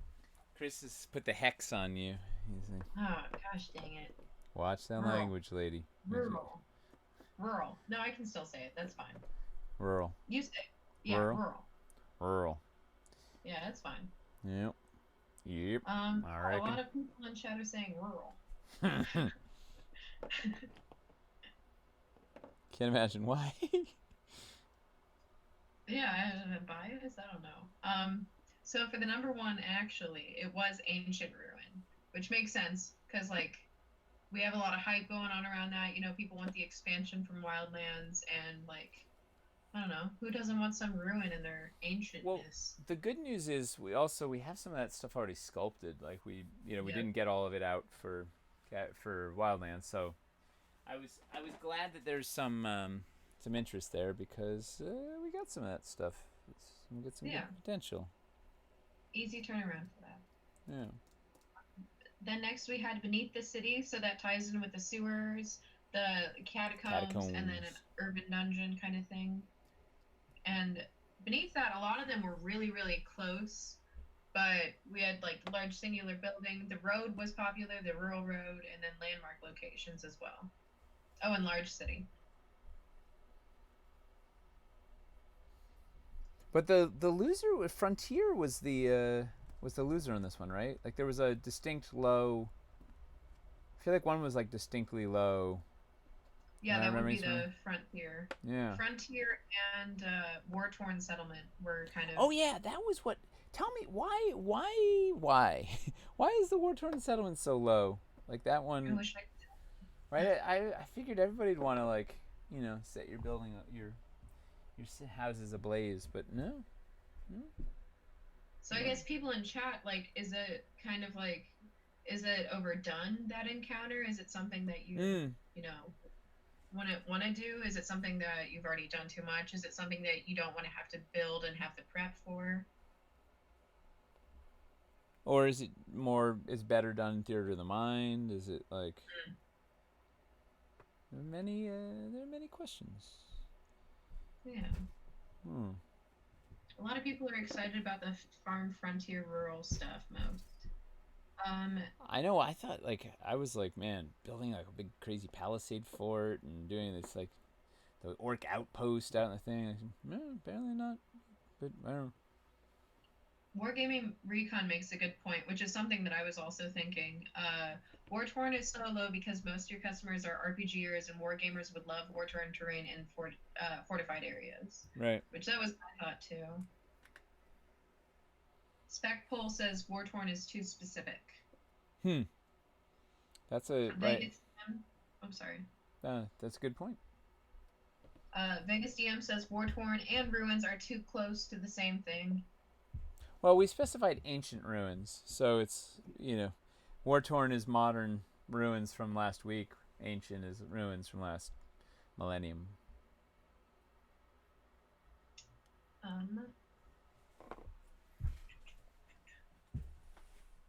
Doesn't stand by itself, says Sazat. And then Vegas DM says, Orc Outpost, come on, yes. Right? Yeah. Apparently, come on, no. Come on, aw. I don't know, but that's also once again, it's like the survey isn't like doesn't dictate everything. Is just because also then the follow up question is what would you build the least? So you really have to tabulate the scores against each other, right? So I have a modified. I was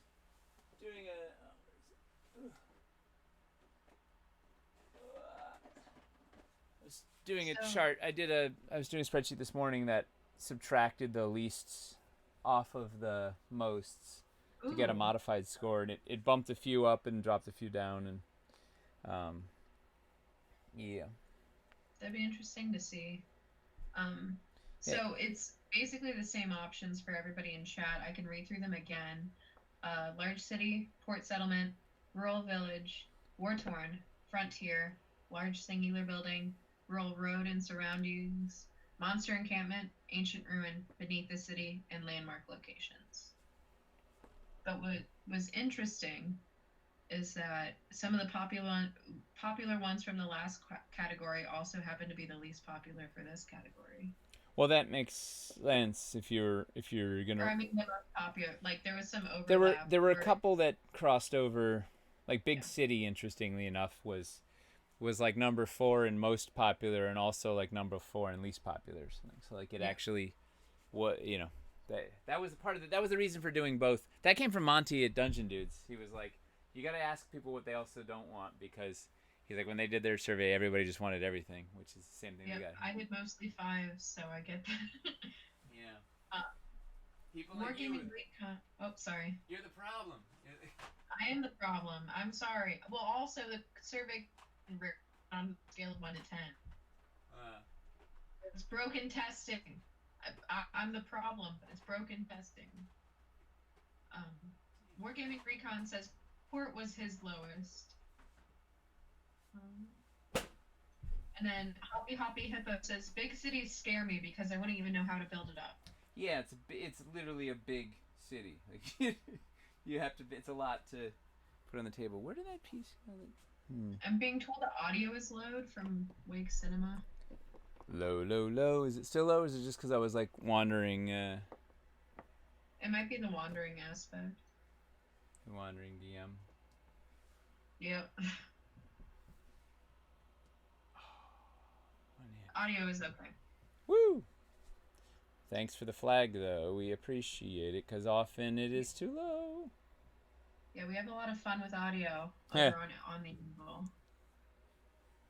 So for the build the least often, we had war-torn settlement as the highest one. Again, the war-torn. No love for the war-torn. Yeah, very low love.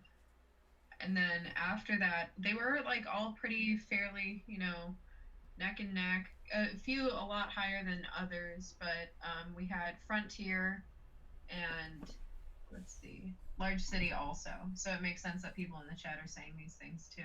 Yeah. Anybody want to guess the one that was most likely, or like the least likely, I guess? The build most likely. Yeah, okay. I'm done talking. The lowest on the least. Yeah. Let's see if they can guess it. It's pretty obvious, probably.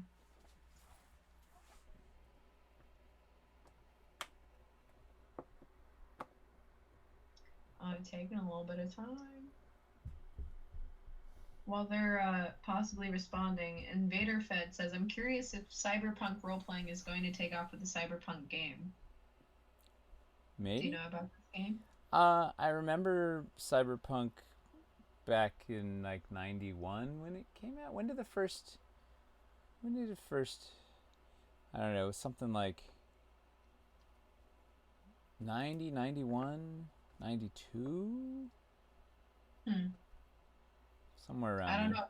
love the aesthetic of cyberpunk. It was. I feel like it was right around the same time that Shadowrun came out, and Shadowrun was more exciting for me. I feel like did Rifts come out at the same time too? Because Rifts was bonkers. Like that was like everything all in one.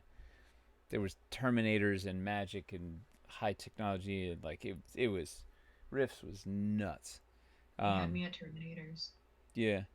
Uh, so I never really got into cyberpunk as much because it was like of the non D&D stuff, it was sort of Shadowrun and Rifts were held my attention more. It seems like people think that Catacombs would be the least popular, and it actually is Ruins. Ancient Ruins. Surprise, surprise. Yeah. Ledge wedges. What's up? Oh, I'm just muttering to myself. I need ledge wedges. It's a secret word. Wedges are vexing me all night. So for the next Kickstarter campaign, the 3 areas / themes that would be most likely to purchase. Again, I'll read off the list, and then you guys in the chat can guess which ones. Choices are Hightown, Lowtown. This is like Hightown, like regal, elegance, like it says manors, villas, temples, guild halls, and barracks. Yeah, you should read the parentheticals on all of these. Okay. Because they influence the. Yes. Lowtown was ramshackle, seedy taverns, common shops, marketplace, shops, bazaars, workshops, and stables. City sites, graveyards, parks, fountains, statues. Waterfront, docks, boats / ships, and canals. Beneath the city, which had sewers, catacombs, burrows, cellars. Outskirts of the city, which had villages, farms, and hideouts. And then finally, the frontier, which had forts, monster society, and ancient ruins. So this is 3 areas that are most likely to purchase. People are saying wedge again in chat. Well, it was a... Man, I don't know. I have them somewhere. I need ledge wedges. My kingdom for a ledge wedge. Once again, I ferreted a whole bunch of them away in a little thing, and I don't know where... this is just how, when I was bragging to you before the stream, how I've almost got everything exactly where I need at my fingertips, so I can find everything at the drop of a hat. And here I go, I can't find. At least I know where the other wedges are, but I'm surprised with the ledge wedges. They must be. I must have moved. I had a little thing of ledge wedges. Did you put? I don't know. It'll come up. I'm probably gonna build. I don't know. They will. They will at some point they will come to me. All right. So chat says, High City, Lowtown, city sites and waterfront. Lowtown under the city and waterfront. Market under city, Lowtown. Ledge wedge is just really fun to say. Right? It's true. Yeah. Lowtown, need the murder bar area where the shady folks hang out. Definitely. Agreed. Murder bar. I literally wrote murder bar in there at one point, and then. Yeah. Lowtown, Undercity, and Docks. So, the highest one was the Frontier, and then we had Waterfront and Hightown all up there as well as Lowtown. Oh wait, no, am I reading this wrong? Yes. Okay. Hightown and Beneath the City was up there.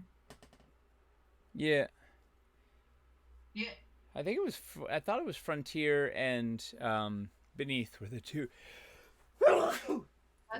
Yes. Frontier, Waterfront, and then Beneath. That's the top 3. Well, what was interesting is, and this Frontier included Ancient Ruins in it, which so clearly. Ancient Ruins are the thing that are skewing the poll. Frontier before was bottoming out, and as soon as you put Ancient Ruins in there, it's going up. But what was interesting is the thing people were excited about, like the stuff outside the city, was what people were getting people more excited than the stuff in the city, which may say something. The Mildlands, as you put it. Yeah. that was a Chris. I cannot take credit. That was I stole that from Chris. It stinks of Chris, so that makes sense. It's clever. All right. And I think this one's actually the final question. No, wait, no. Hold on. Those are written responses. Okay, so we have two more questions. Um, so the opposite of the previous question, obviously, is the least likely to purchase.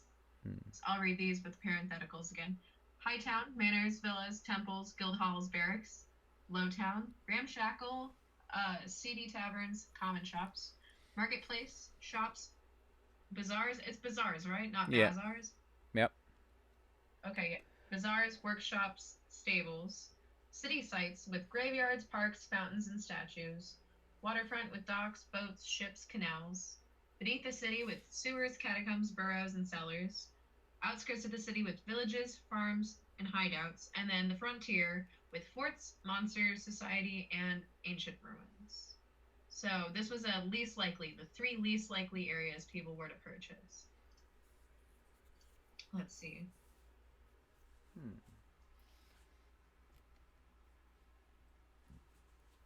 Spec Poll says guessing city sites was low. Hoppy Hoppy Hippo says marketplace, city sites, and waterfront are my guesses, but I don't agree with that.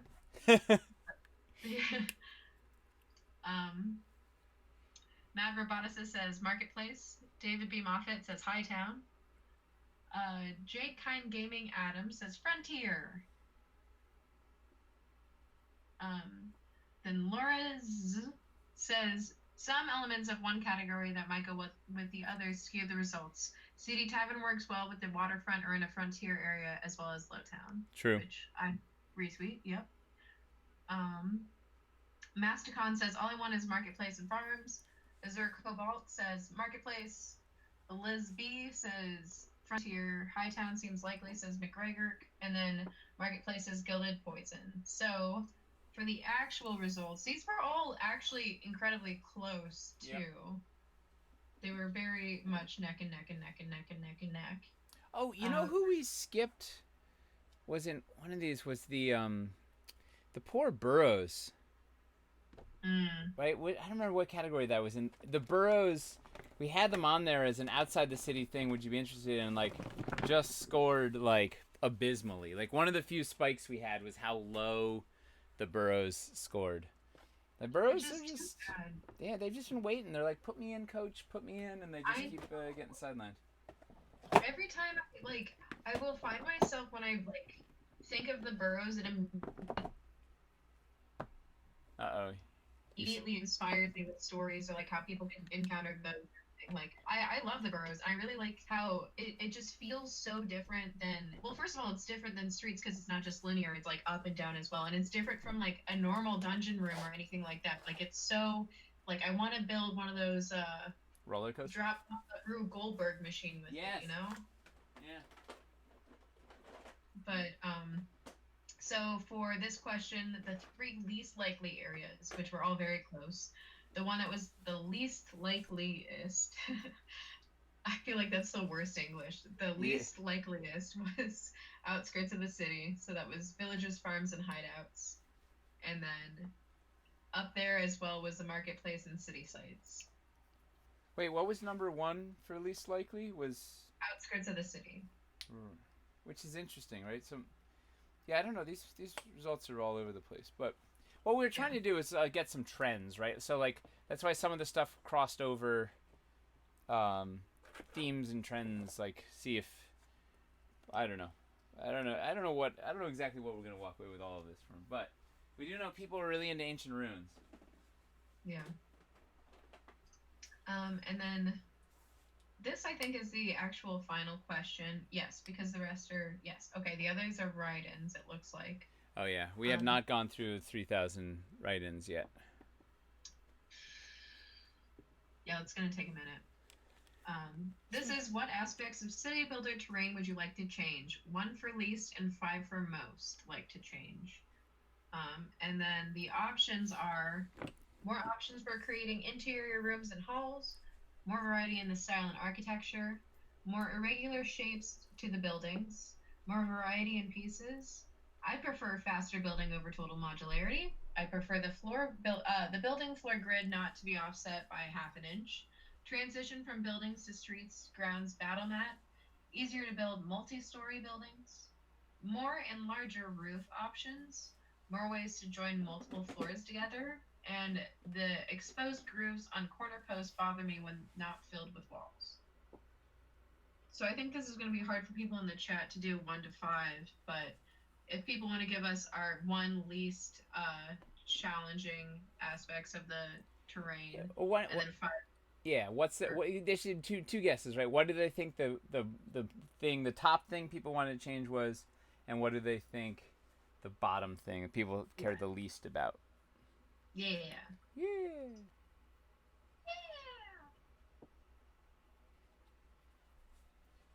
This was interesting.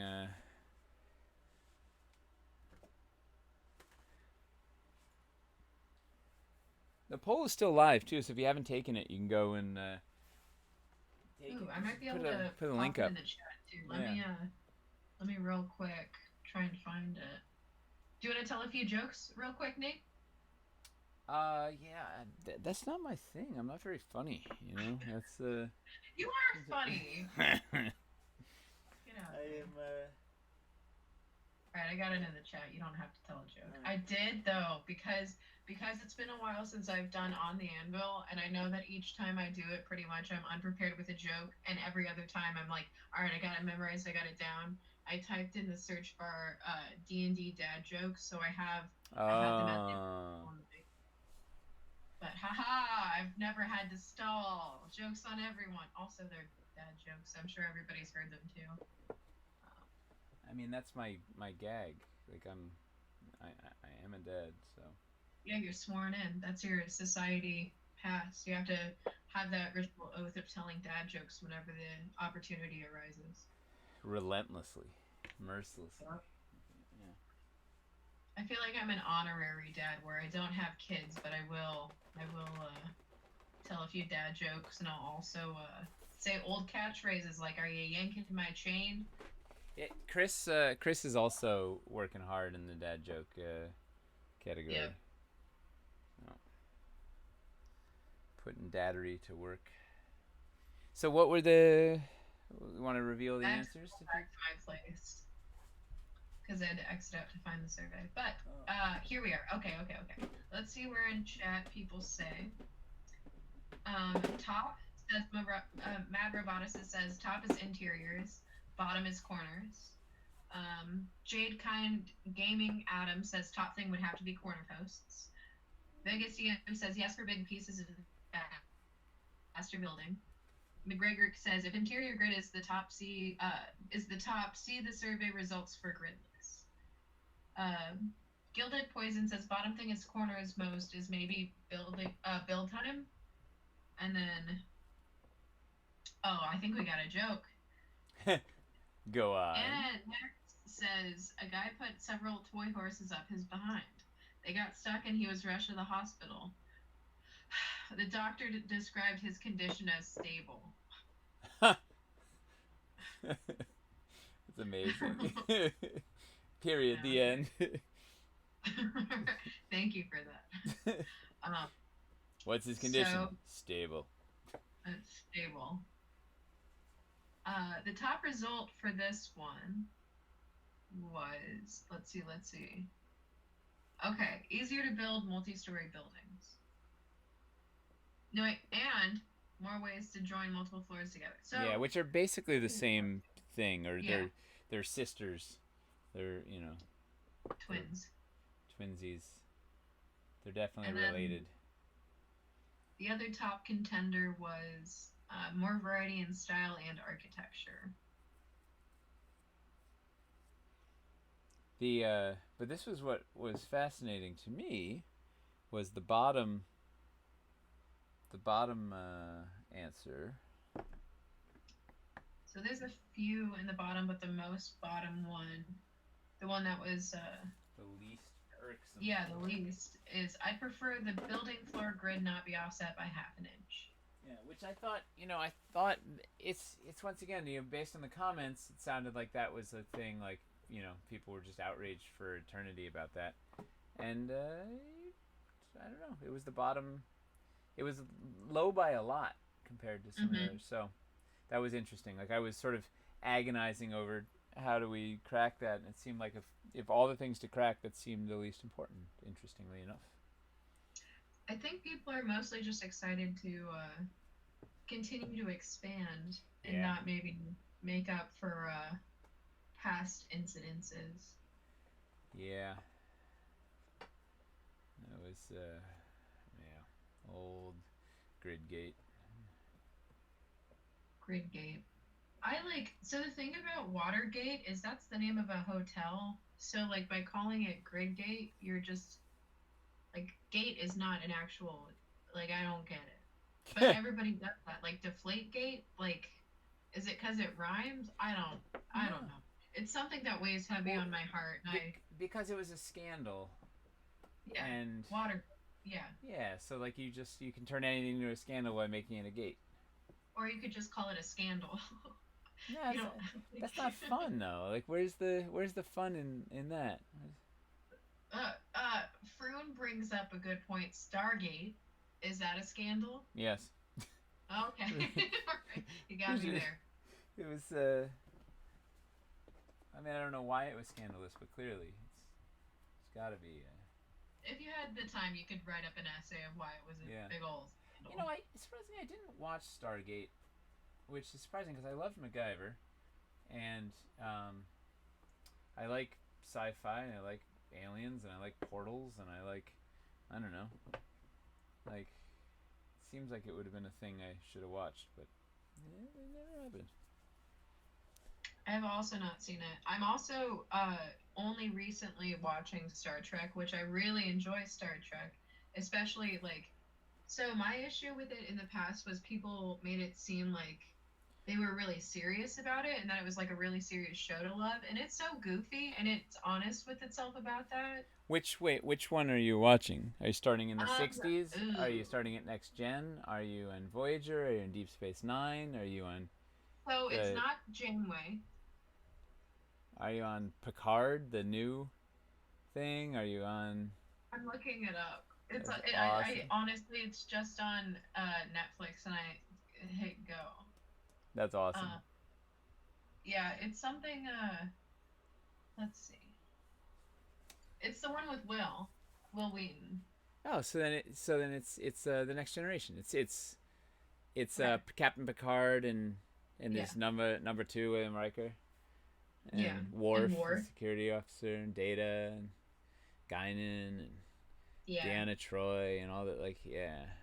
yeah, that It's was fun like, having to like I felt like it was kind of like a like Game of Thrones thing where you have to pay really close attention. It's like this elaborate like soap opera kind of thing, but it's just like it's not at all well, it's like that. basically self-contained. Each episode is basically self-contained. There's storylines, there's stuff that threads through and Yeah. themes and recurring characters, and Q shows up and keeps coming back, and the Borg, and there's some cool bits, but like each one is basically self-contained, which is cool. So We like, talked we talked the other day about it a little bit about like what would your position on the Starfleet be? And what yeah. was it that you said? I said Deanna Troy. I wanted to be Oh, the empath. Uh, that's right. yeah, And because I'd be in control of the holodeck, and then Toby would be he would be the bartender person because he has his aioli science experiments that he needs to do. And then it just worked from there. We didn't get everybody else's response yeah, because you concentrated on Soylent Green. yeah. Well, we got hung up on Soylent Green, which is if you're gonna get hung up on something, It's got to be it's good. people. It's gotta be. Can't believe it's not Soylent. Um,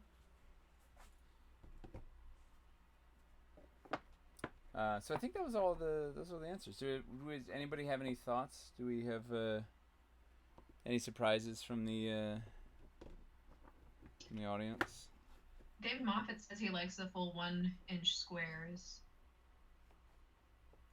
Trashy Smashy says the ending of Stargate was the real scandal, but neither of us know Stargate, so But now I'm not gonna watch it. You've you gotta saved me. avoid Yeah. that grid gate and that deflate gate and that Stargate.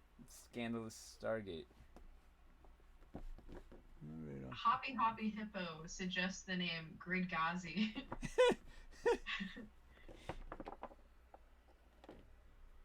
Oh, okay. Sue Solemn says, call the inn Gridgate. Oh, that's And we funny. can tap into The Grid if Gate we want in. legacy or true. Oh my god, that's really funny. The Grid Gate in. Yeah. That's awesome. Just lean into it. Jade Kind in says, could you make a piece? Oh, sorry, Jade Kind Gaming Adam. I had in the mind. Could you make a piece that would cover the corner post and connect with the tab like the passage walls, but with a hole for the peg to pass through? Hmm. That's a cool idea. That's a really cool idea. Hmm. I hadn't thought about having the pegs pin down a perforated piece of metal. That's a really that is a well that just that we got our funding for the night. That was our that was our huh. I love that. Do you want to walk us back through your build now that you have quite a bit of it done? We haven't really talked about it that much since Yeah. you opened with the Well, premise. it's just a fun like it's fun to just kind of idly build. Mm. I don't get enough of that in my life. I think it's hard also to talk and build at the same time. Like you make it look effortlessly, like effortless, but like having tried to do it, I can't even build without like I can't build with music even Oh sometimes. no, it's the best. As you can see by a lot of my time lapse, I just crank the metal and go. You know what it Yeah. is? It's like I can just kind of like if I just want to kind of fun free build, it's like the best idle. It's the fidget cube of terrain. Mm. Wait, no, it's the Hmm. I don't know. It's like yeah, I love just fiddle building. You know who's a fantastic fiddle builder is Toby. Right? Hmm. It would just if there's pieces on a table while you're having a meeting, it'll turn into some weird Frankenstein like you know Frankenstein on acid, some sort of Yep. brilliant yeah He made a rocket the other day at the meeting. out of out of city builder pieces. Yeah. Well, oh, that was why it's been a long week. So we did 2 days of intense full team brainstorming, um, which is this is a lot. You know, it's doing stuff on video conference. You know, do it's like oh, it's really it's not ideal. You know, Hmm. we need a holodeck. That's what we get on that. Hey, all right. As soon as we have a holodeck, I will step in and I'll take over all of that. And Yeah. until then, I will help with Zoom, Skype, and Slack meetings as much as Yeah. possible. Now, trying to like do creative brainstorming with 20 people on video chat is like, yeah, It's tricky. It's also I don't know, like organizing, getting everybody's thoughts out within a small amount of time is a lot, and then also like it's a bummer when you don't get to hear everybody's thought, and when yep, we move on from a thought before you get to say something. yep. And we like, yeah, I think we just have too many. Like, I don't know. It almost needs to just like, I don't say do like we just need to cover, I guess, a lot less. Like I'm always, go figure, a little ambitious on what I want to cover, and it's just not. I don't know.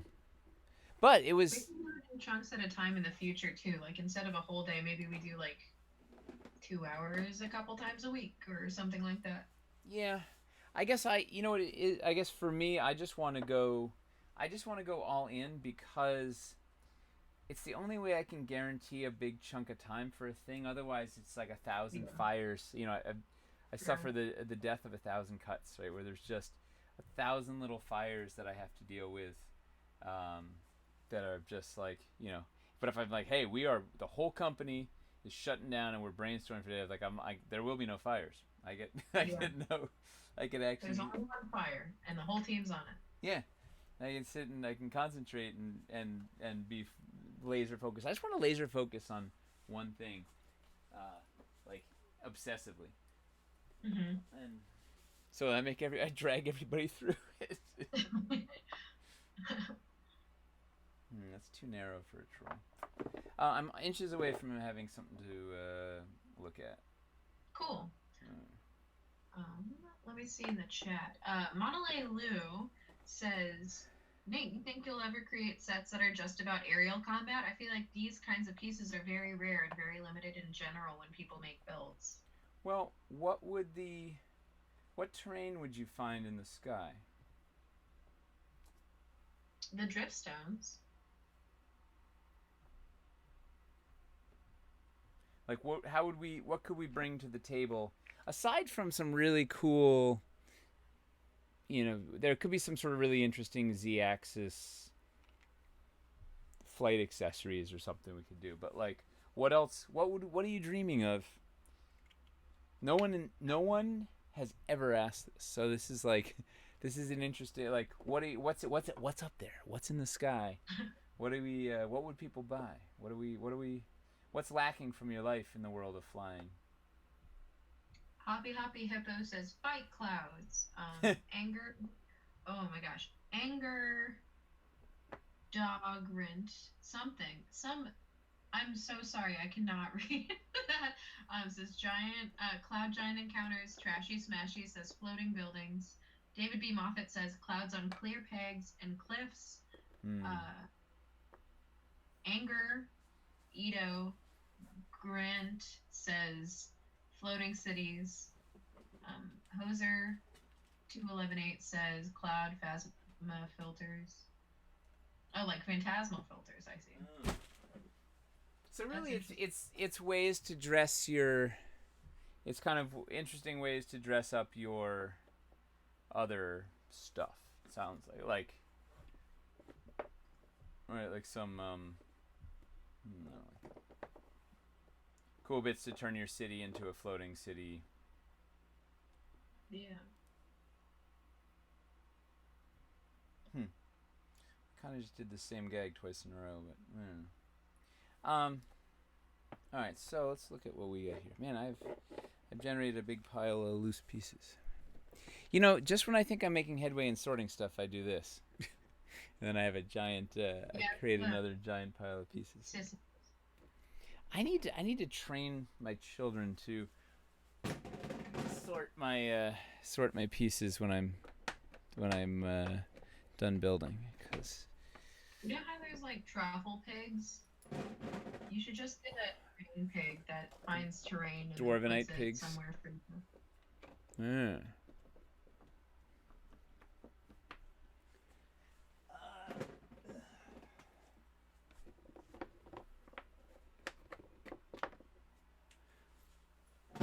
Oh, Fern says modular Zeppelin, which would be cool. Oh, we could do. It'd be interesting. We could, if we did modular ships, we could also do airships. Right, so we could do like ships and airships, because essentially the same thing. You just have a balloon instead of a sail, or whatever, like floaty magic instead of a sail. Lightning. All right, so I'm gonna try and use this junkie cam. Let's see how it's very frustrating. So what I did. Let's see. We're going to. Oh, this might be terrible. Let's see what happens.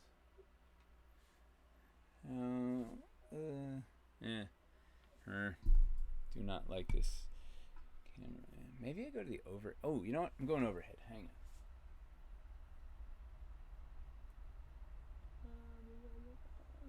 on. All right, so we got to. I need like a. Well, I don't know. So basically, I was doing. Let's put this over here for now. I was doing this on terrain trays, so I'll fly it in as they go, and the idea is that we were sort of working way down. So there's a. I don't know if you can see, but there's a ramp here. So they'd enter coming down, like, I want to be descending. So they kind of go in here, and this is just like a little. I don't even know what would be in here yet. Like maybe it's a little fight. There's a troll or something. Maybe there's one lazy troll guard. something. Maybe there's somebody trapped. Ooh, maybe they. Ooh. Oh, I need to make a little. I'll make a little. Make a little cage thing where there can be some prisoners in there. Somebody that they're gonna eat, right? Because they trolls are hungry, right? So there's a couple of since we can give them some info, right? A little role play, a little something, whatever. We have a thing where, but it's just sort of like, kind of like okay, standard issue, bit whatever, and then it comes exits here, and then I could fly the next terrain tray in, which is this one. Ugh. So then this is the same, it's another passage down, so we continue the downward trajectory, and then I got a couple of it's 4-way intersections, so they get choices with 3 ways at that point. If I gotta put something interesting, I don't know what I'll put in here. I don't know, I'm not so excited about this yet, but it's like, it's just the first pass doodling while I'm going. And maybe there's something, I don't know. Well, what do I put in here that'd be exciting? And it's a little too strangely symmetrical. I don't know. We'll figure it out. I'm off camera. But it's the idea, and it's continuing the downward trajectory, and then this end lines up. I had this one up on stilts, so then I could fly in the big old build at this point once they get that far down. Because the other fun thing is, like, I can help them avoid they avoid metagaming a little bit when I fly it in on trays, because they don't know where the whole layout of the build is, and I can just bring in one tray at a time, whatever. And then we got this bigger, knock that down, big old build, and I haven't quite, I don't know, it doesn't quite make sense yet. And it's, I keep just doing these big negative space builds, and maybe that's fine. Like, I don't know, maybe it needs to have less, maybe it's just less poison and more cavern. I don't know, but the idea is I need to put a wedge in here, that elusive wedge that's like I can bring this down. There we go.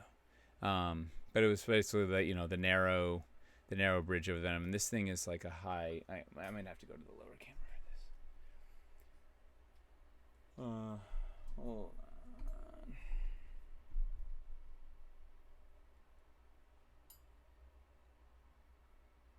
Man, I don't know why this webcam just does not like our terrain. Like, it'll focus on my hand, okay, and then as soon as we get here, it all falls apart. But the idea was this was like a I don't know, something. I guess it's too far. I wanted to like dunk them off this thing. Well, maybe it's like a bungee jump.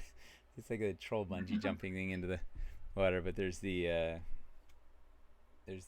other sort of bridge across, and then there's the back wall. There's like a super narrow ledge, so they could do some, like, it's a pretty nasty, like, you don't want to miss that fall, but like you kind of work your way around over there.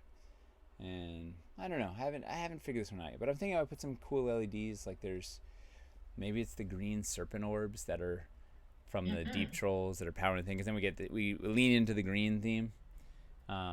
Ooh, you know what I need in here? Maybe the we're going green. We got the LED serpent braziers from the Shrine of Sassul. I could do gold, but this one's got the green flames, so maybe that's part of the thing, is the green, do something with the glowing green flame to fuel the, what does it look like on this? Oh yeah, I gotta rebuild this whole room, because we gotta work the green flame in here. Ooh, and that's the secret. Yeah, a little glowy green. Oh, glowy green flame. I don't know. So I do something. I don't know. I don't know what it is yet, but just sort of messing. It's gonna be a long time before they ever get to these guys. So this is kind of just a.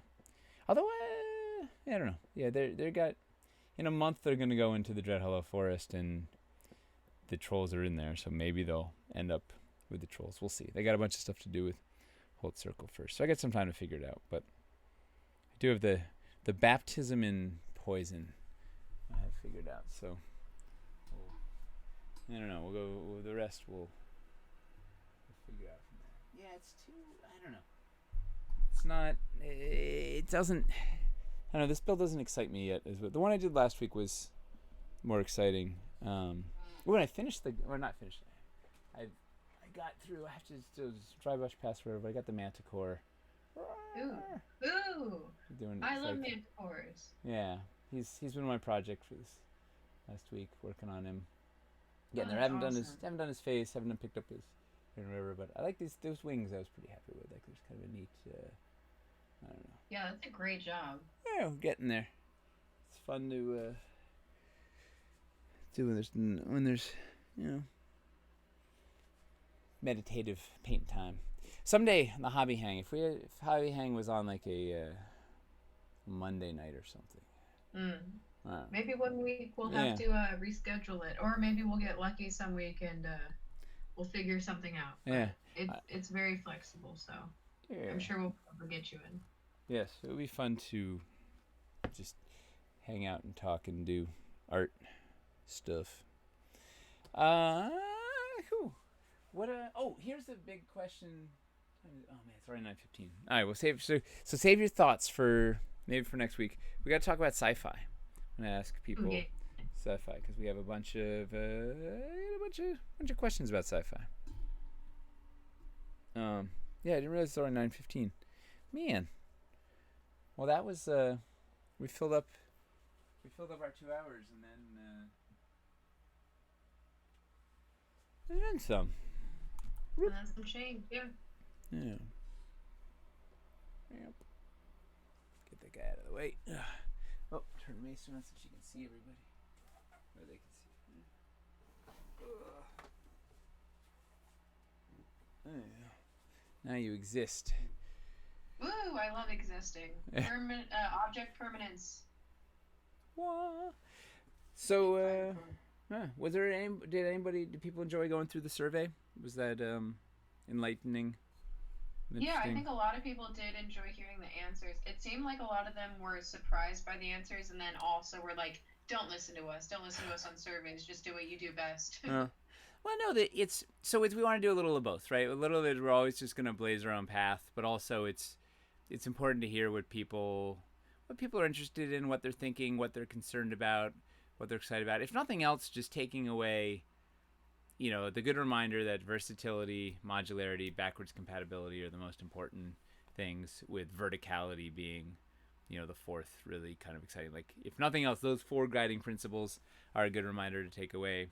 And people have been asking us to go back into the catacombs for years, and that still seems really high on the list. So it seems like I feel like the survey, probably the most useful stuff for the survey was guiding us to the non-city stuff, if that makes sense. Like, what, aside from the city, what other peripheral stuff are you really excited about? And it was the ancient ruins and the catacombs kind of pushed it away to the top there, which is kind of nice because if we want to have some sprinkling of some stuff out there, so it helps kind of guide, like, if we could do anything in the world, it helps guide where people are excited. And then the city, it seems like, generally, like, stuff, there's some ratings, but generally everybody was kind of excited about everything. So there's a lot of leeway and a lot of we got about 11 months before we launch, so